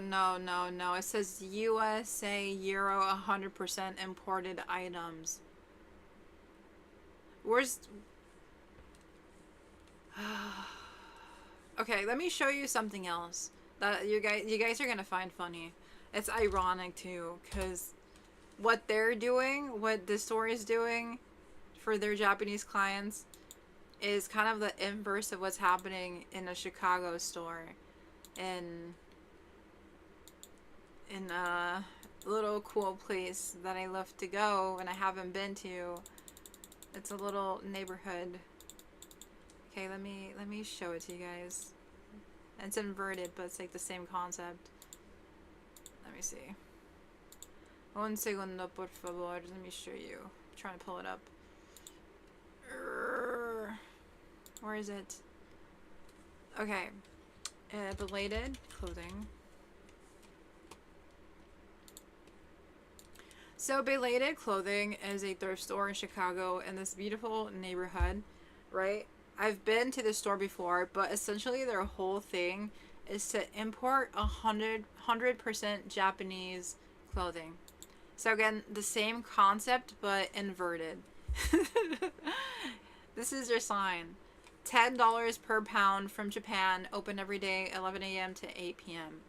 Doesn't that look so similar to this?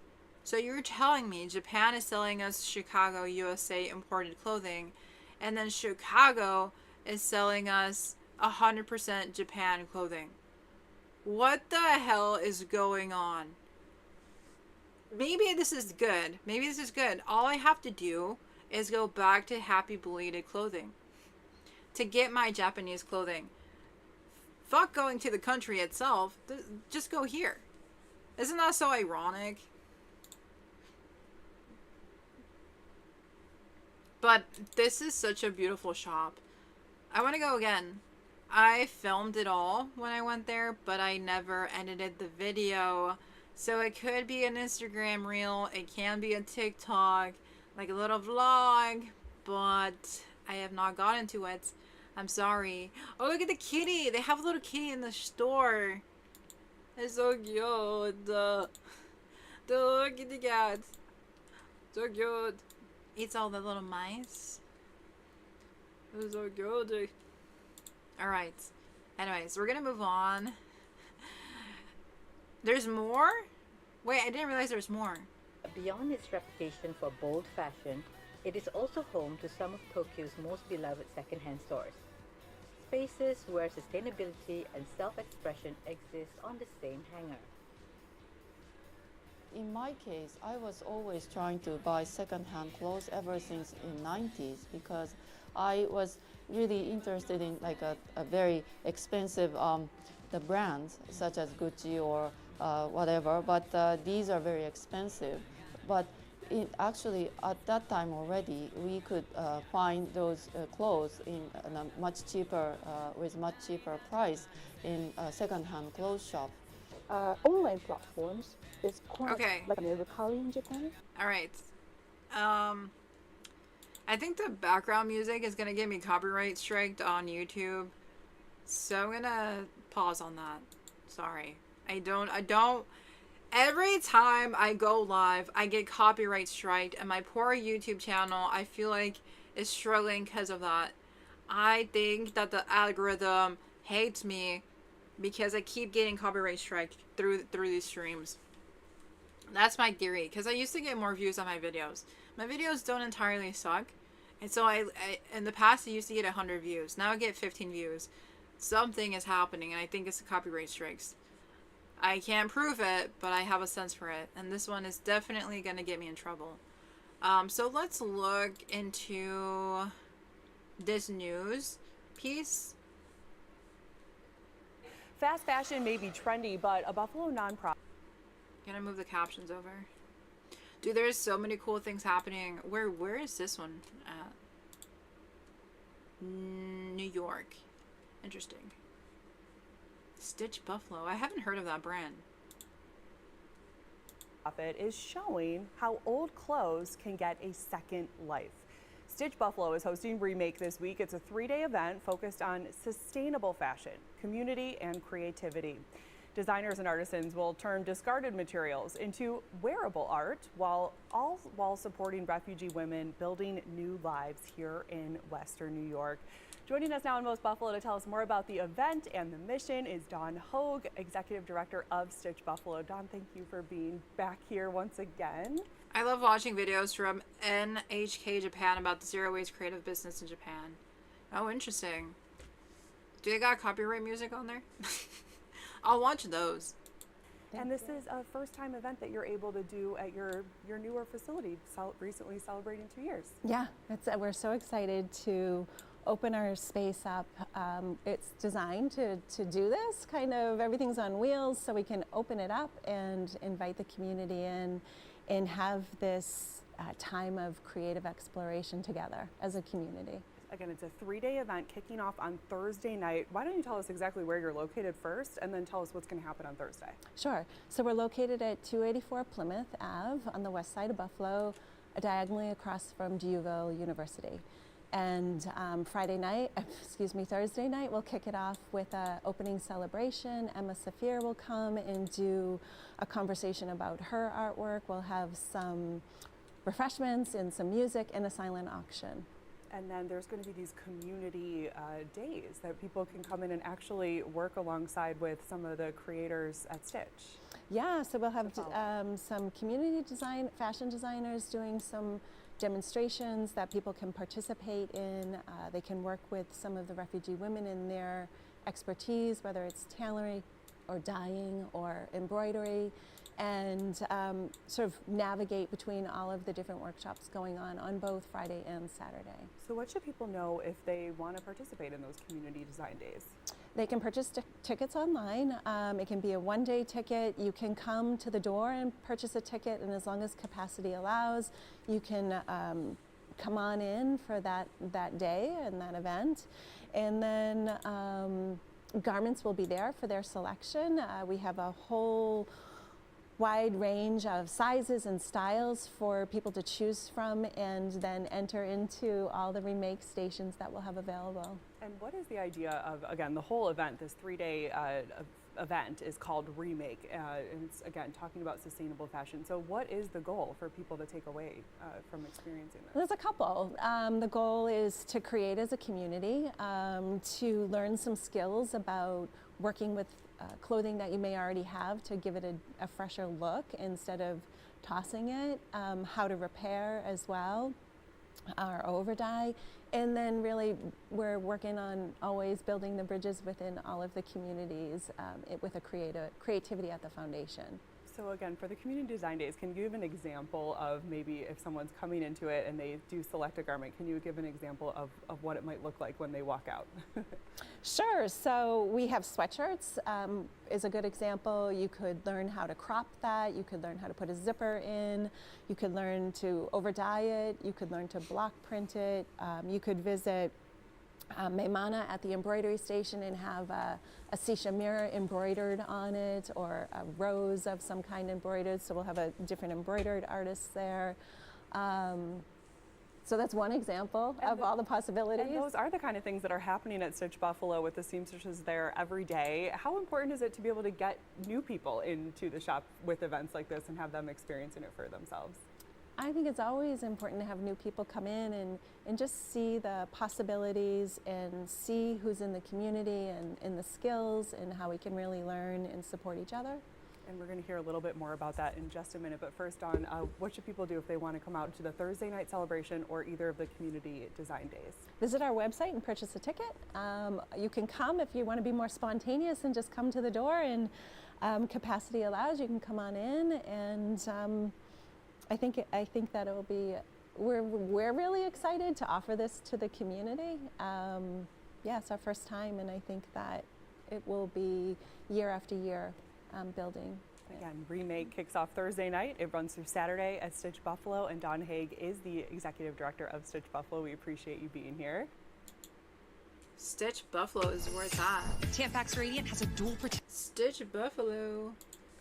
That looks like a dream. It's a dream come true for so many sisty designers and creatives.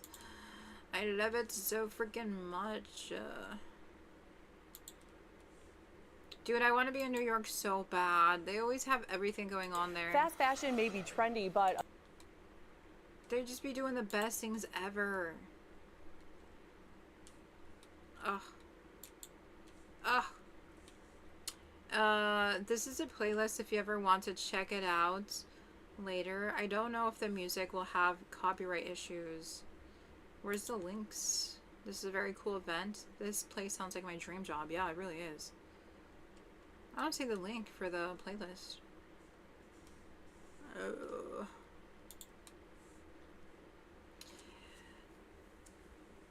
Can you believe I've been doing these streams for a whole year? That's just crazy. And people are like on the same mission. They want to create events, education about this topics, bring community together. So amazing. We're all just so amazing and freaking wholesome. It doesn't show the links. Oh, maybe I'm just not expanded. No, I don't see any links in the chat. Oh, you know what? Give me a second. Let me do something. Did you get my message? If you send it there, Marissa, maybe it'll work. I can also look it up. What is it that we're looking up? The NHK Japan Creative Waste. Creative. Zero waste creative business. Okay. Let me see.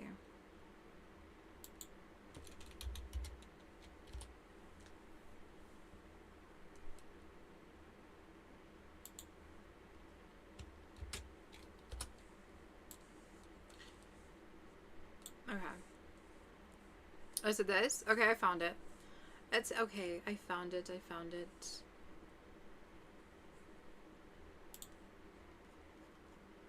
The message disappeared. Can you try again? I think I got it. No? It's this.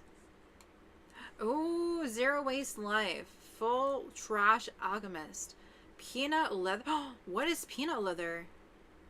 Dude, that's so freaking cool. Peanut leather. What the heck? Since ancient times, the Japanese have believed that a life force resides in all creations. Valuing and caring for the things we use, a zero-waste life. Pointing the way to better living for a new era. 究極の地産地消なんじゃないですか。農家さんから預かったピーナッツの薄皮を生地にしてそこで製品を作るって面白くないですか? I need to go to Japan right now. He was so freaking wholesome and quirky. Give me there ASAP. Now why do I have to be in the USA?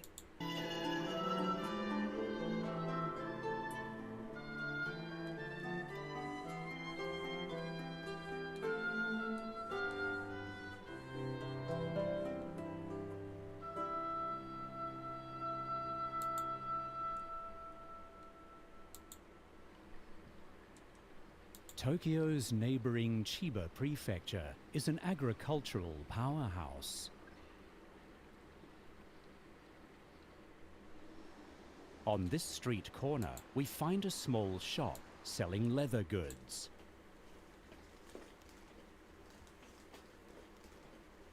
Iijima Satoshi is the owner.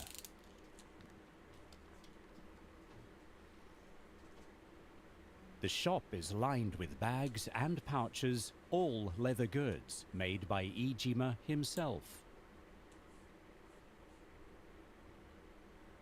But these items are especially unique. The leather itself is different. To be specific, これですね。こちら落花生の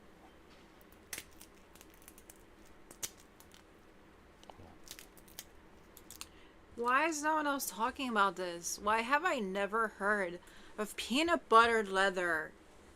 Or just buttered peanut leather. Not peanut butter, peanut leather. What the heck? Take me. Just oh, peanut leather. この薄皮が That's so cool.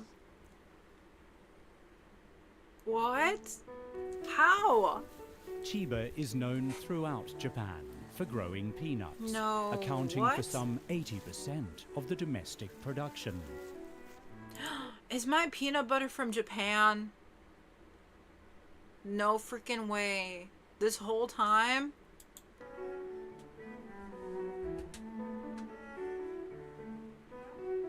These bags are made from the peanut skins that are disposed of in massive quantities. A4 サイズも入るトートバッグ。ただこのコースターなんですけど、実はこれ2枚セットになっていて、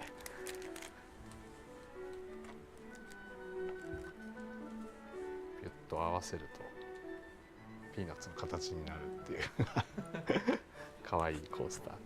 はい。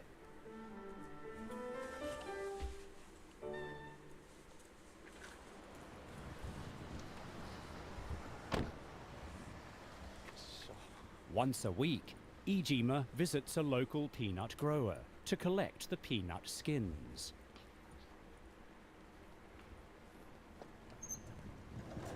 こんにちは。はい、ありがとうございます。じゃあちょっと中見させてもらって。わあ、いやいいっすね。よいしょ。 Oh, that's the money maker. The money maker. Yummy. This farmer who grows and processes peanuts says he produces around 10 kilograms of waste peanut skins per day. 食品廃棄はどうかな。もう廃棄物。 It's categorized as food waste. We just discard it as is. I love that it utilizes what would usually be trash. Oh my god, the timing of your comment with the video was actually crazy. I paused to read your chat message and that's what popped up on the screen. Wow, synchronicity. ね、もう本当にそのまま、捨てる。まあせっかくであれば、こういう捨てる商品がね、そういうふうになれば、非常に僕もありがたいと思う。こういう無駄が減るっていうんですかね。ちょうど今の世の中のね、姿勢に合ってるものなんで。Oh, they actually care about the world. It makes me feel less dumb because I'll be looking at the Twitch culture. I'm looking at other people's content. I'm looking at everyone else's like videos. I'm like, no one fucking cares. And then I watch these things.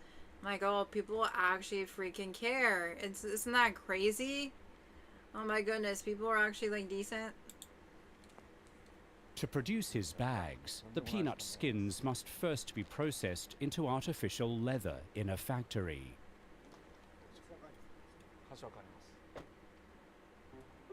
This is a mixture of finely ground peanut skins and synthetic resin. What? How? Tell me how. It's stretched thin and a cloth backing is applied. Peanut leather is the end result. That's so cool. 色なんですけど、薄皮の色をそのまま使った天然の顔料とか染料を一切入れてない薄皮の色。 No dyes or pigments of any kind are used to make the material. I want a peanut bag. Who can say, oh, I have a Japanese peanut leather bag? I want it. 色そのものでできた生地です。本当にできたばっかりの生地ってすごいもう落花生のピーナッツの匂いがすごいんですよ。 It smells like いい匂い peanuts? するんです。 Whoa. Holy peanut butter smell. I keep saying peanut butter, it's peanut. He's like in love with that. What was that? At present, 20% of Ijima's products are made with the peanut leather. Wow. He sets to work making a new bag.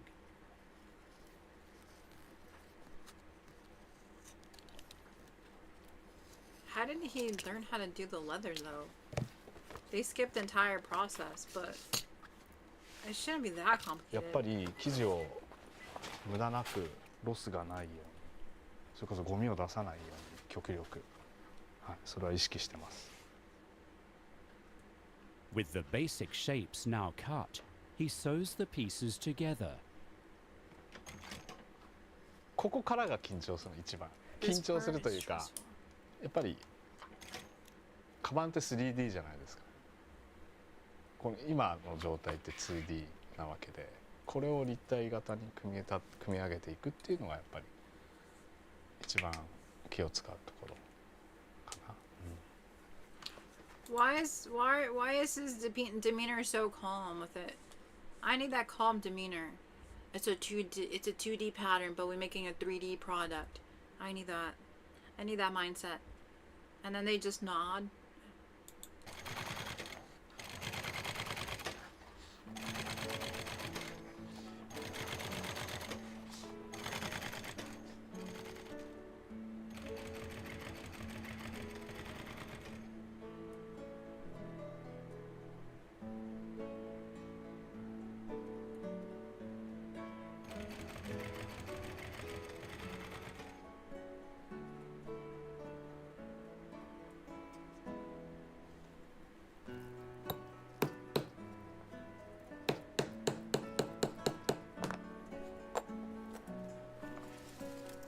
紐ができて装着すると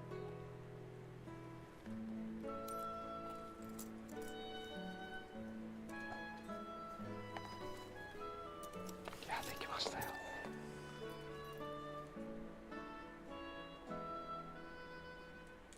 A completed bag made with discarded peanut skins. It sells for just $115 US. I need it! I want it. The peanut leather is also functional.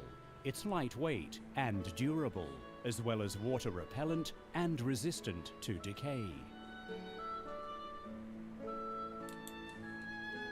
Oh, what a beautiful time to know about peanut leather. Based in Japan. There's so many more videos too. Oh my goodness. What have we uncovered? This is amazing. Full trash alchemist. Zero waste life. Clothing rescue Altier. What? No freaking way. Rubbish remodeled. Glass for life. Upcycling old school. Dude, this is what I live for. Jeans genie. I want to do more jean upcycling. I love jeans. And it's also so like symbolic of like Americans' history with how we were trying to get gold and stuff, but turns out that clothing was actually like a gold mine for those that sold it to the workers. They sold it to the workers, and that's how Levi's came about. Dude, I love freaking denim. I should do like a bleaching project soon. There's so many freaking ideas I want to do, guys, and I don't have enough time. What is this one, though? Pointing the way to better living for a new era. Wait, I have a thought. Can you pour enough bleach on jeans that it no longer has any color? Maybe I should do an experiment of dunking jeans into a bleach bucket. I think it's just gonna deteriorate the threads. I should try it. デニムの歴史がそのままそれぞれのね個性になってますよね。それを廃棄される寸前に助けるみたいなね。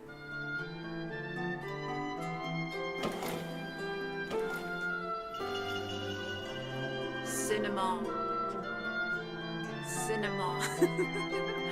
Wait, why is this intro so dramatic? It's kind of making me uncomfortable. You can, but they kind of turn greenish, white, and become very fragile. Really? Interesting. Can you make stuff from like the green denim? I'll try it though. I would like to try it for a stream or something. Here. That'd be fun. That'd be so fun. All of it damaged and no longer wearable. Indeed, it's already been discarded as trash.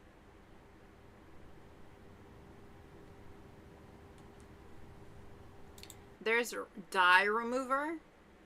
I didn't know you could remove dye. The more I know, huh? Wow. Why is it so moldy? The man unpacking these disused jeans is Kawahara Takuya, creative director of apparel.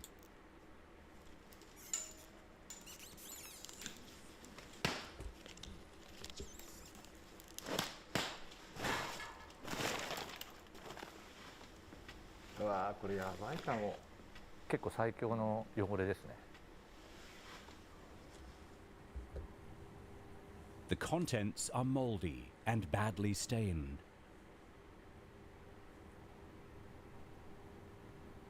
Using jeans like this, Kawahara performs manufacturing magic.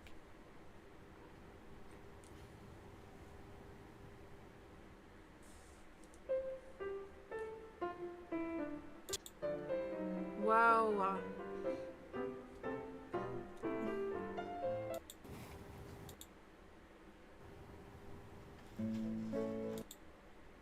汚れとかあるとないとじゃ。Wow, they're so cinematic. Everything is so cinematic. I can't even say that word. It's such a movie to watch this. They're bringing it back to life. Is that a hippie Japanese person?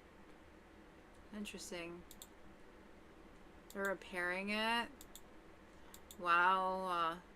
It just looks like they cleaned it. There's paint on there. It's layered. So many elements.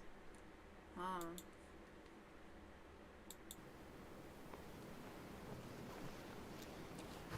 The care. Okay, this is the main takeaway. The care that they have for it, the moments that they just look at the items, it gives me hope. はい、かっこいい。かっこいいでしょ。めちゃくちゃかっこいい。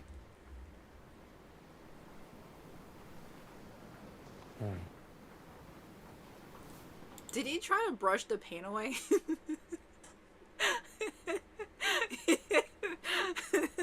I'm not laughing at him. This is funny. これめちゃくちゃいいですよ、汚れ具合が。売りたくないやつ。売りたくないやつ、売りたくないシリーズ。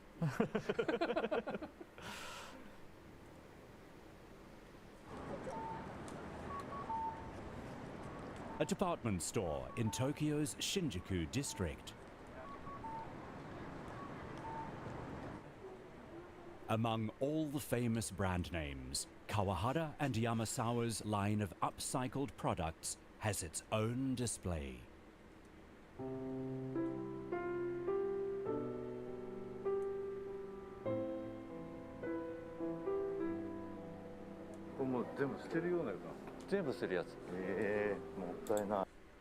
Dude, I don't know why I'm thinking about this, but imagine, okay, there's so many ideas in my head. There's so many ideas. I think I'm gonna end the stream soon because I'm just on a wacky brainstorming sort of vibe, and I just kind of like want to think about all this stuff.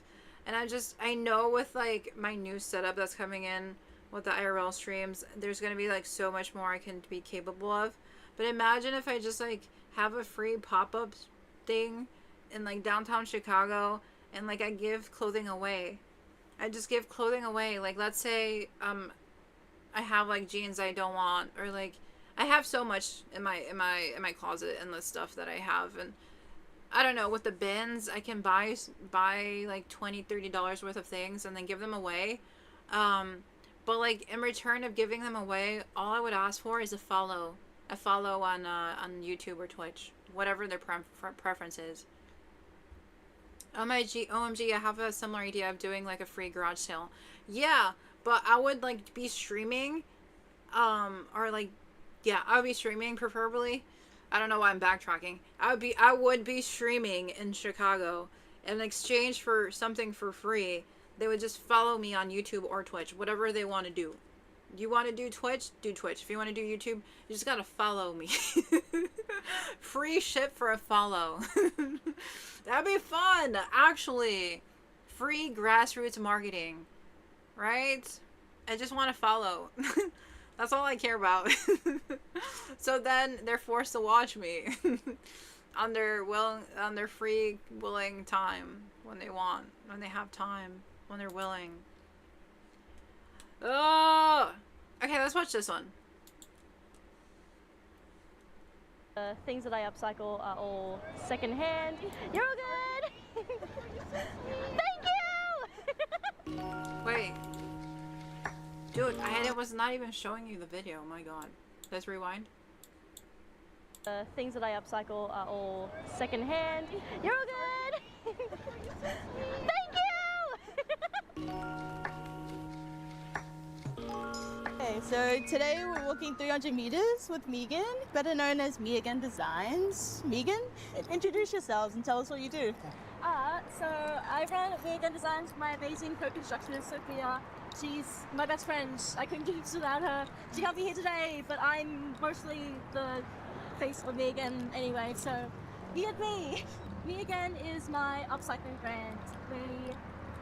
It's really important to me to be contributing to environmental fashion and taking away from land waste and taking away from just landfills and things like that. Fast fashion is so terrible and greenwashing is so manipulative, so I really...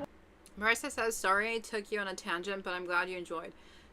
It was good. Yeah, I learned a lot. I'm definitely gonna watch that channel more. It's actually really exciting to see and really inspiring. I feel very alone in this journey, and I feel often very silly in doing these streams, but I'm a very small creator, so like it just feels weird to take time to do this because a lot of people are not like jumping in, a lot of people don't watch my stuff. I feel like it's a really quote-unquote niche thing. I keep saying that over and over again in my content. It's just I need to grow as a creator, I need to grow in my confidence, I need more people to jump in and care.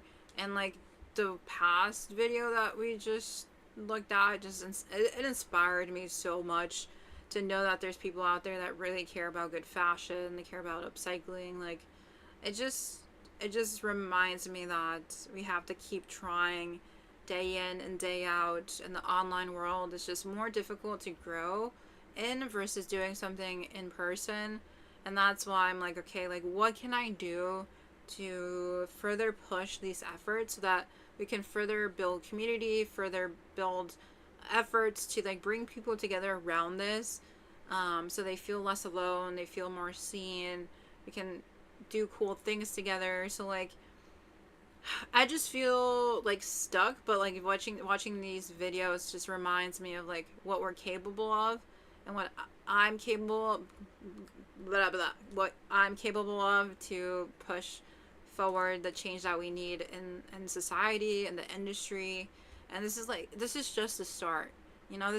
We're still in the start of this world that we're in, that we're trying to build, right? I think there's so much more we can do to push for sustainability, for social justice.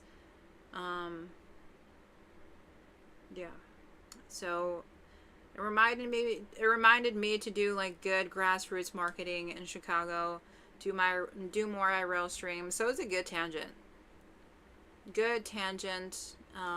for me, and hopefully anyone that's watching the VODs, anyone that's watching in general, can be reminded that there's so much more out there and we can do so much more, and we're capable of dreaming and inspiring each other. And that's why we're here. That's why I'm here. So it's very irrelevant, actually. Super freaking relevant. And then one day when there's a Chicago chatter in here, either on Twitch or YouTube, and they're like, oh, I discovered you through this pop-up thing that you did downtown that you were streaming, I can be like, oh, it's because Marissa once took me to go watch this Japanese video that inspired the idea. And it's gonna happen. I can feel it. So it all serves a purpose, you know? It all serves a purpose. It all serves a purpose. Yes. I wanna be encouraging people to see the world in a better light. I want to encourage this kind of new sense of fashion that isn't buy, consume, BBB. I want people to be more genuine in their fashion, and I'm really glad to be a space where people are consuming. Like, I'm a business, I have to encourage people to consume, but I'm like encouraging them to consume something that is sustainable and is kind and is like loved. So yeah, I love that. When you first started making clothes, did you know you wanted Me Again Designs to be like sustainable, environmentally conscious?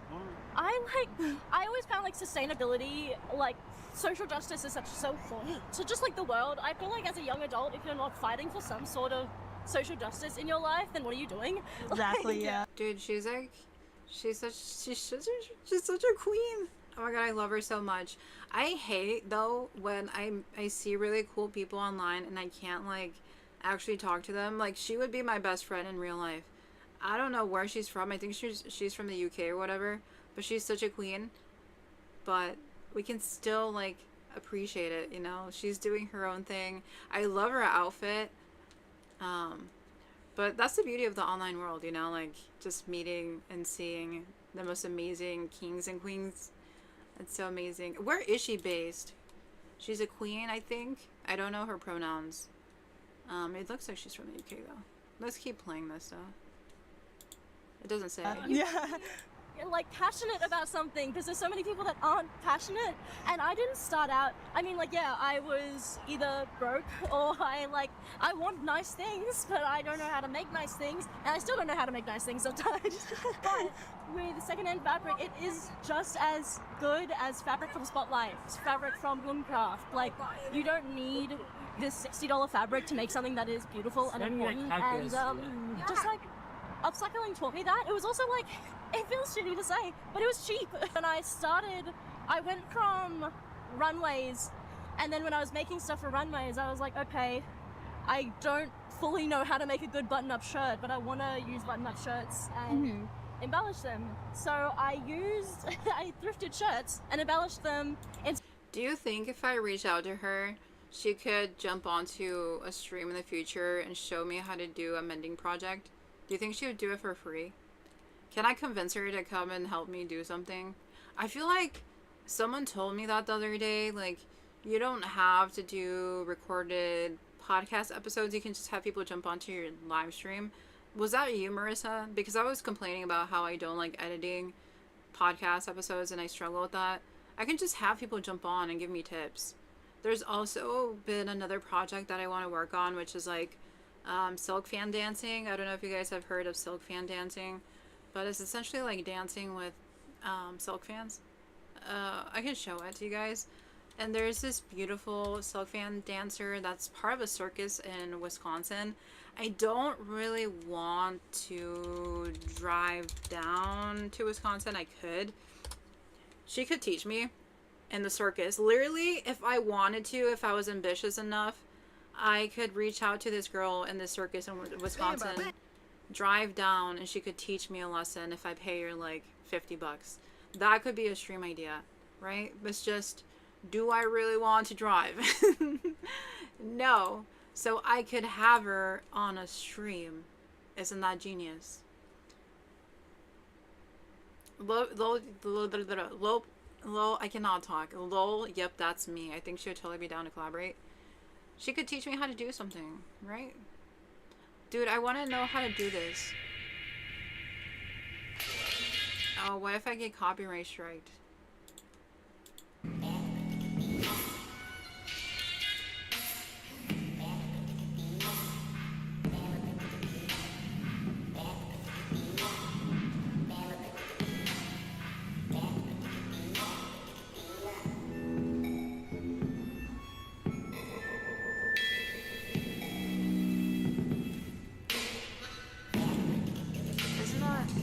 Isn't that so cool? Just like know how to like move that shit around. That'd be amazing, no? I think that's pretty cool. These are cool too. I think it's native to like Asian cultures.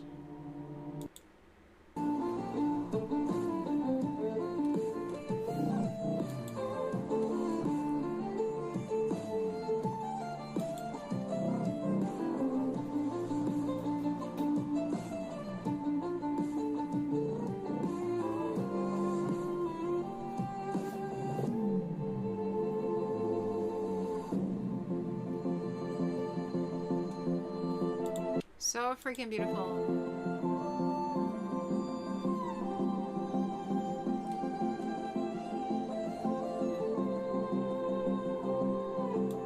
You have to head off. I'll see you later. Thanks for jumping on. I'll see you, what is today? Tuesday? Tomorrow. I'll see you tomorrow. I'll be doing a fashion design stream, doing the PJs, so I'll see you tomorrow. Bye-bye. Thanks for jumping in. I appreciate it.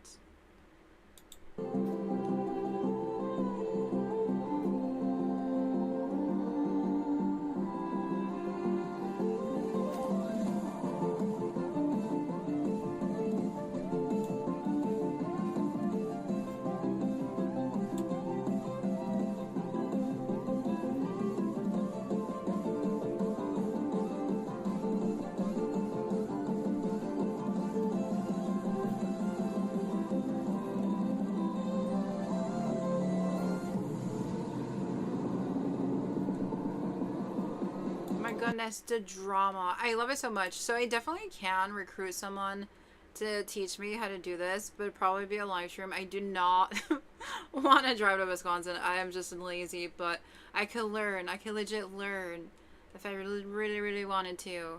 She's so freaking nice. I think she's Latina. So yeah, one of my future live stream ideas is to do a silk fan dancing learning session. So many things to come. But I'm gonna go back to this. I'm gonna go back to this because I'm losing track and I do need to jump off soon. And I keep going on tangents. Instead of making shirts from scratch. And then that kind of, it felt lazy. But I know that it wasn't. But at the time, I was like, what more could I do? And as the years have come along, I've really refined my craft, and now I embellish ties, which have been crazy. And I don't make the ties from scratch. I thrift them. And I do stuff with them. Upcycling is so important, and I think it's something that people don't think of when they're thinking of refining their wardrobe. They just see clothes that they don't like, and they go, how can I get rid of them to put in clothes that I do like? Yeah. And instead you should be thinking, how can I turn these clothes into something that I will wear, something that I will use? So, yeah.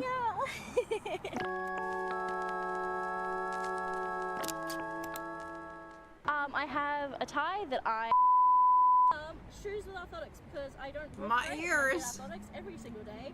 Mismatched typo socks, they were my one fast fashion purchase that I am guilty of, but I'm aware of, which is what people should be. You shouldn't... I feel like everyone at one point or the other buys from fast fashion. I'm not justifying it, but I definitely do think that sometimes it's needed because we're surrounded by it. And sometimes we need those shoes, or sometimes we need those pair of pants, or we need a sweater of some sort. So again, not justifying it, but like literally sometimes you need it. That you've shopped fast fashion, you should be aware of it and be trying to fix it. Skirt from a dress that I thrifted, that I cut apart and then turned into a skirt and top combo. I have a top from my work. I work at Tree of Life. I have a jacket which I bought because my friend was doing a thrifted dress badly kind of outfit party, and I wanted to buy something that was to theme but I would actually wear again. I don't like buying things that I won't wear again. Exactly. So I bought this jacket, and it's actually the first time I'm properly wearing it, but it's been in my wardrobe and I've been dying to wear it, and I finally get to. I have so many key rings from so many local or like interstate. Oh my god, it's so cute. They're so cute. What the heck? Is she from the UK? My god, I hate when I see things. I'm like, oh my god, I would love to meet her, and then I can never meet her. But dude, her style is so impeccable. I love it. Wait, why did I exit the video? Artist. I think I got the carabiner from Supernova. I have my Tamagotchi that my friend gave me that is dead. I didn't know how to feed it, so she's dead. No. R.I.P.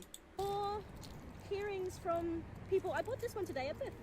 So, but more earrings from either fandoms I'm in, Bugs, little flexible guys, Usahana, who is also on my tie. So freaking cute. I love Usahana. Tie is, who knew? Who knows? It's me again. It's me again, Tie. Usahana is my favorite Sanrio character, so I'm repping her today, as well as a little badge. Oh, so cute. I got a little kiwi. Got little bits more badges that are local artists who are amazing. Top from Tree of Life, bralette from Tree of Life. Hair is mine, and hair clips are local artists. The hair is hers. A little fun fact: you guys are both wearing your ties. Is that correct? I'm also wearing a Me Again Designs tie. Yes. Well, your passion for upcycling and has made your brand travel as far as New York. If Me Again Designs were to have a pop-up in any country in the world, where would it be? I mean, I have to say Japan. Yeah. I think Japan is my dream. It'd be I perfect. can't speak Japanese, so I'd have a hard time with that. But if I could, I mean, like, I personally want to go to Japan, and I take a lot of inspiration from Harajuku style and just like a little anime and a lot of stuff like that. So, like decora fashion, I would love to go to Harajuku. She literally needs to avoid the westernized thrift stores because she's gonna get disappointed. I was just disappointed a couple minutes ago, so who's gonna warn her about that one? I love her style though, like the polka dots and like the ribbons and the colors. It's so freaking beautiful. I'm gonna speed up the video though, just because my attention span is not the best. Okay, let's see. And like see things, and I think I do have like a heightened imagination of this place, and I'm sure it is just as normal and kind and beautiful as Brisbane City, but it's just it's exciting to think I feel about. like it would be a full circle moment for you to be in Japan with your designs. I was in high school designing like shitty little mood boards in high school fashion, like for like one term, going like, I'm gonna do Harajuku fashion, and my teachers would be like, hey Megan, you've done Harajuku fashion for like 6 assignments, you should do something different. And then now as an adult with a fashion brand, I'm not doing something different. And recently your custom ties have been a hit staple with your brand, especially your Littlest Pet Shop ones, which have gone viral online. Which pet is your favorite? Did you play with them growing up? This is a hard question, and I've been wanting to talk about this before, but I never played with Lily's Pet Shops. And I thought the reel that went viral was a reel that had a Lily's Pet Shop in it. And so I attracted this big community, and I love making Lily's Pet Shop pieces. I mean, they're so fun, and they're so cute, and they really, like, do match my vibe. But it just happened to be one of the things that I was testing out, and this was the thing that stuck. And now people know me for that tie, and it's something that It's never too late to start liking them now. Hey, and ever since that reel went viral, I have bought Lily's Pet Shops. So it's not like I don't indulge in them now. It's just that I didn't as a kid. In 2026, I upcycle, making sure that the things that I upcycle are all secondhand. You're good! Thank you! If there's a hole in a jean, or if there's a hole in a bag, don't just throw it away to buy a new bag and have an excuse to spend more money and to overconsume. Just mend the thing. Fast fashion things aren't meant to last. They are meant to be cheap, and they are meant to fall apart, and it's not fair. But if we mend things, they can last that little bit longer, which is really, really cool. The next things I do is I do no fast fashion. I put mostly, and I'll explain that later. But no fast fashion, I have a handful of stores that I absolutely say no to. If, like, say Kmart, you need to shop at Kmart because they have a plus size, that's okay. Say yes to Kmart, but say no to 10 others. I put mostly because my last one is to be kind. And be kind to myself and to be kind to others. I think that is the most sustainable thing you can do for your mental health. I mean be kind as in some people go, well, I need to shop in Shein. They're the only place that I can afford right now, which is totally valid. If somewhere is too expensive, if somewhere doesn't have your size, shop there and say no to everything else. I love the quote of like, be vegan but have bacon. Like, oh, I can't be vegan because I love bacon. Like, okay, be vegan but bacon. Like, that's how I treat sustainability. There's so many fast fashion stores that have a reason for you to not shop at them, but the reason people still do is convenience. And once you make other things in your life convenient, like repairing the things that you own or shopping local, you're not seeing where your rubbish is going. You're not seeing when you dump 50 bags of Shein clothing into a donation bin. Only 5% of donations in the whole of Australia actually go into those donation bins. That's not even... Oh, she's from Australia. Like, this entire time, I'm like, what am I looking at? Because she talked about Kmart being fast fashion. We literally do not have Kmarts in the United States anymore. So that makes sense. She's from Australia, because that's where the few Kmarts that exist are. Why is there Kmarts in Australia? I do not know, but they're there. Interesting. Dude, she's so full of hope. I need that youthfulness. Be kind, upcycle. What else did she say? I forgot the other one. Sustainability. Care about sustainability. Oh my gosh, she is reminding me that this is important stuff, that I'm not being dumb and wasting my time on this. Even like someone's whole dump of a wardrobe. It's upsetting, and we need to do better. And these are the ways that we can be doing better. Well, I've also seen some of them are Animal Crossing themed. Do you think Tom Nook would approve of Me Again Designs? Would he support your contribution to a more sustainable world? See, I sent out this question to my co-constructionist Sophia, and she's far more witty than me. And she said that she thinks that Tom Nook would like that we are contributing to the stock market, we are contributing to the overall economy. But I think in terms of, it's like asking, would I get along with a real estate agent? Yes. Like, maybe. I think Tom Nook wouldn't love me. No. I'd be causing a ruckus and making my house all pretty and beautiful and painting it different colors, and he wouldn't approve. Do you think he'll try rack the prices up with the bells? Hey, who knows? and maybe he'll see my company and go, wow, I should charge her more. Okay, what does Me Again Designs mean to you when it comes to identity and expression? What values do you uphold through your brand? Me Again means everything to me. I think Me Again is my child. Everything I put out is intentional, aside from when I do spelling mistakes on my story. I'm just like... That's my favorite part. Yeah, hey, that's how you know I'm not doing AI. Yeah. Me Again is truly something that was fostered out of love, and it's transformed. Like when I created Me Again, and it sounds like when I did Harajuku fashion in high school, it sounds like I've all planned this from the beginning and I've always known what I'm doing. I haven't. I did runways, and then I thought runways were going to be my thing, and in high school I thought costume design was going to be my thing, and then right now I think ties are going to be my thing, but in a year maybe it's something else, and that's the journey. Yeah, I'm just having fun being an eccentric, fun person. Everyone should experience feeling beautiful, no matter if you identify as something or something else. It's worth it to feel beautiful. Me Again is me and the people who support me and the people who buy my stuff. Yeah. Me Again is the communities that I'm in, and I love it. Well, welcome back to the art scene. It's so cool. I'll see you with us. So this is Brisbane Illustration Fair, also known as BIFF, which I haven't done, but I know about like 60% of the artists, or I've seen their art, or they know me by name. So yeah, but Brisbane Illustration Fair is really great. They tend to, I haven't really tracked what they do, but they're always in the John Reed Pavilion, and it's great. I love the shit that they do. It's great. It's a good variety of artists, because some art markets are extremely curated, and then this one tends to be like a good mix of everything, but no one's really, there's like newer artists who've been doing this for years. Like I know some of the artists here because I shopped with them when I was a teenager going to Supernova. Whoa, you're like so involved, like Brisbane, like art fest. I'm sure there's some parts that I like truly have never like seen or met. Like I know the gallery spaces or like museum spaces I've never seen, but like in terms of like artist alleys, I'm right in there. Yeah, I'm surprised you haven't switched up on your day ones. Whoa, they're really cool. These are all people that I met. Hi, I'm wearing your worm. I bought a worm hair clip yesterday. I love your Rosette stickers. I might size them. I don't know. I love. Yeah. It's one of the first ones I made. I got one of the OG ones. OG ones. Crazy. Before it went. Before it went fucking nuts. Yeah. I'm one of Me Again Designs day ones. Remember that. Truly, I definitely was one of my first 10. Well, like within my first 10, and I've sold over 200 now. Definitely over 200, maybe over 300. This is like, guys, I'm gonna put it up on eBay, 10,000. Oh, when I first met Megan, she was like in the middle of starting out. Like you were still like putting yourself out there. Oh yeah. So, like over the past year, Megan's blew up. On accident. Yeah, she blew on up. accident. Accident? No, well, it's so deserved. Like Megan's so passionate. I like to say that it's luck, but then. Okay, I think we got the point. I low-key zoned out. If anyone is watching the VOD or in real life, I'm so sorry, I did zone out. I'm getting really tired. But I do want to... Let's see, what else did I have before I leave? Oh my goodness, there's so many videos that I want to watch. It's just I'm really tired. Okay, one person that I want to highlight that I'm gonna low-key kind of copy her, but she is amazing. Her name is Lodi Lashley, and she does a lot of videos on sustainable fashion and sustainability. She is doing like the videos that I'm gonna do. She just started off doing YouTube videos, but she has done shorts and reels, and those have been placed on Instagram and different sites. So I definitely do respect the work that she's doing. I'm gonna take notes from her. Lodi Lashley, that's her content name. I don't know if that's her real name, but I definitely do want to like look at what she's doing and kind of replicate it. I'm just nervous about the video essays.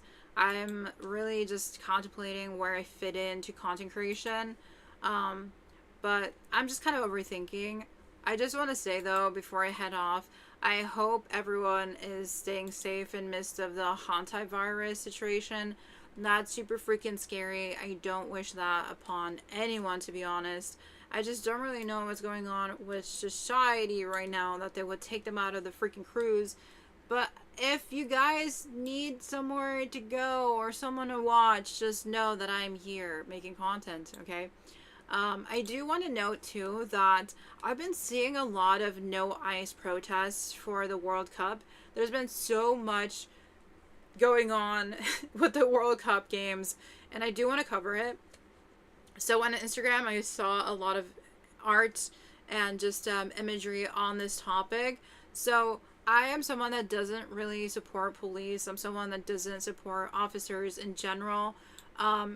They can have a place and a time in society, but for me, I do not really like to support. Okay, so let's see if anyone has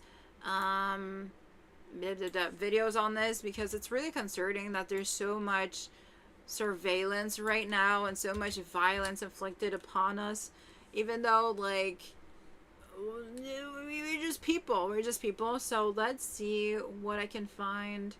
Okay, let's look at this. There's ads. There's always so many freaking ads. But what can we do? I need an ad blocker, to be honest. The presence of US immigration and customs enforcement agents at widely attended football matches had sparked controversy earlier this year, with some concerned they may be at the FIFA World Cup.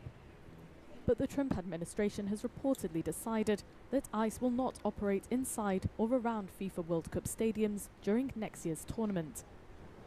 Acting ICE Director Todd Lyons had said previously that ICE would play a, quote, key part in security operations surrounding the tournament, focusing mainly on homeland security investigations. But members of the US Congress and labor unions later voiced fears that immigration enforcement raids could occur near stadiums or fan zones during the tournament.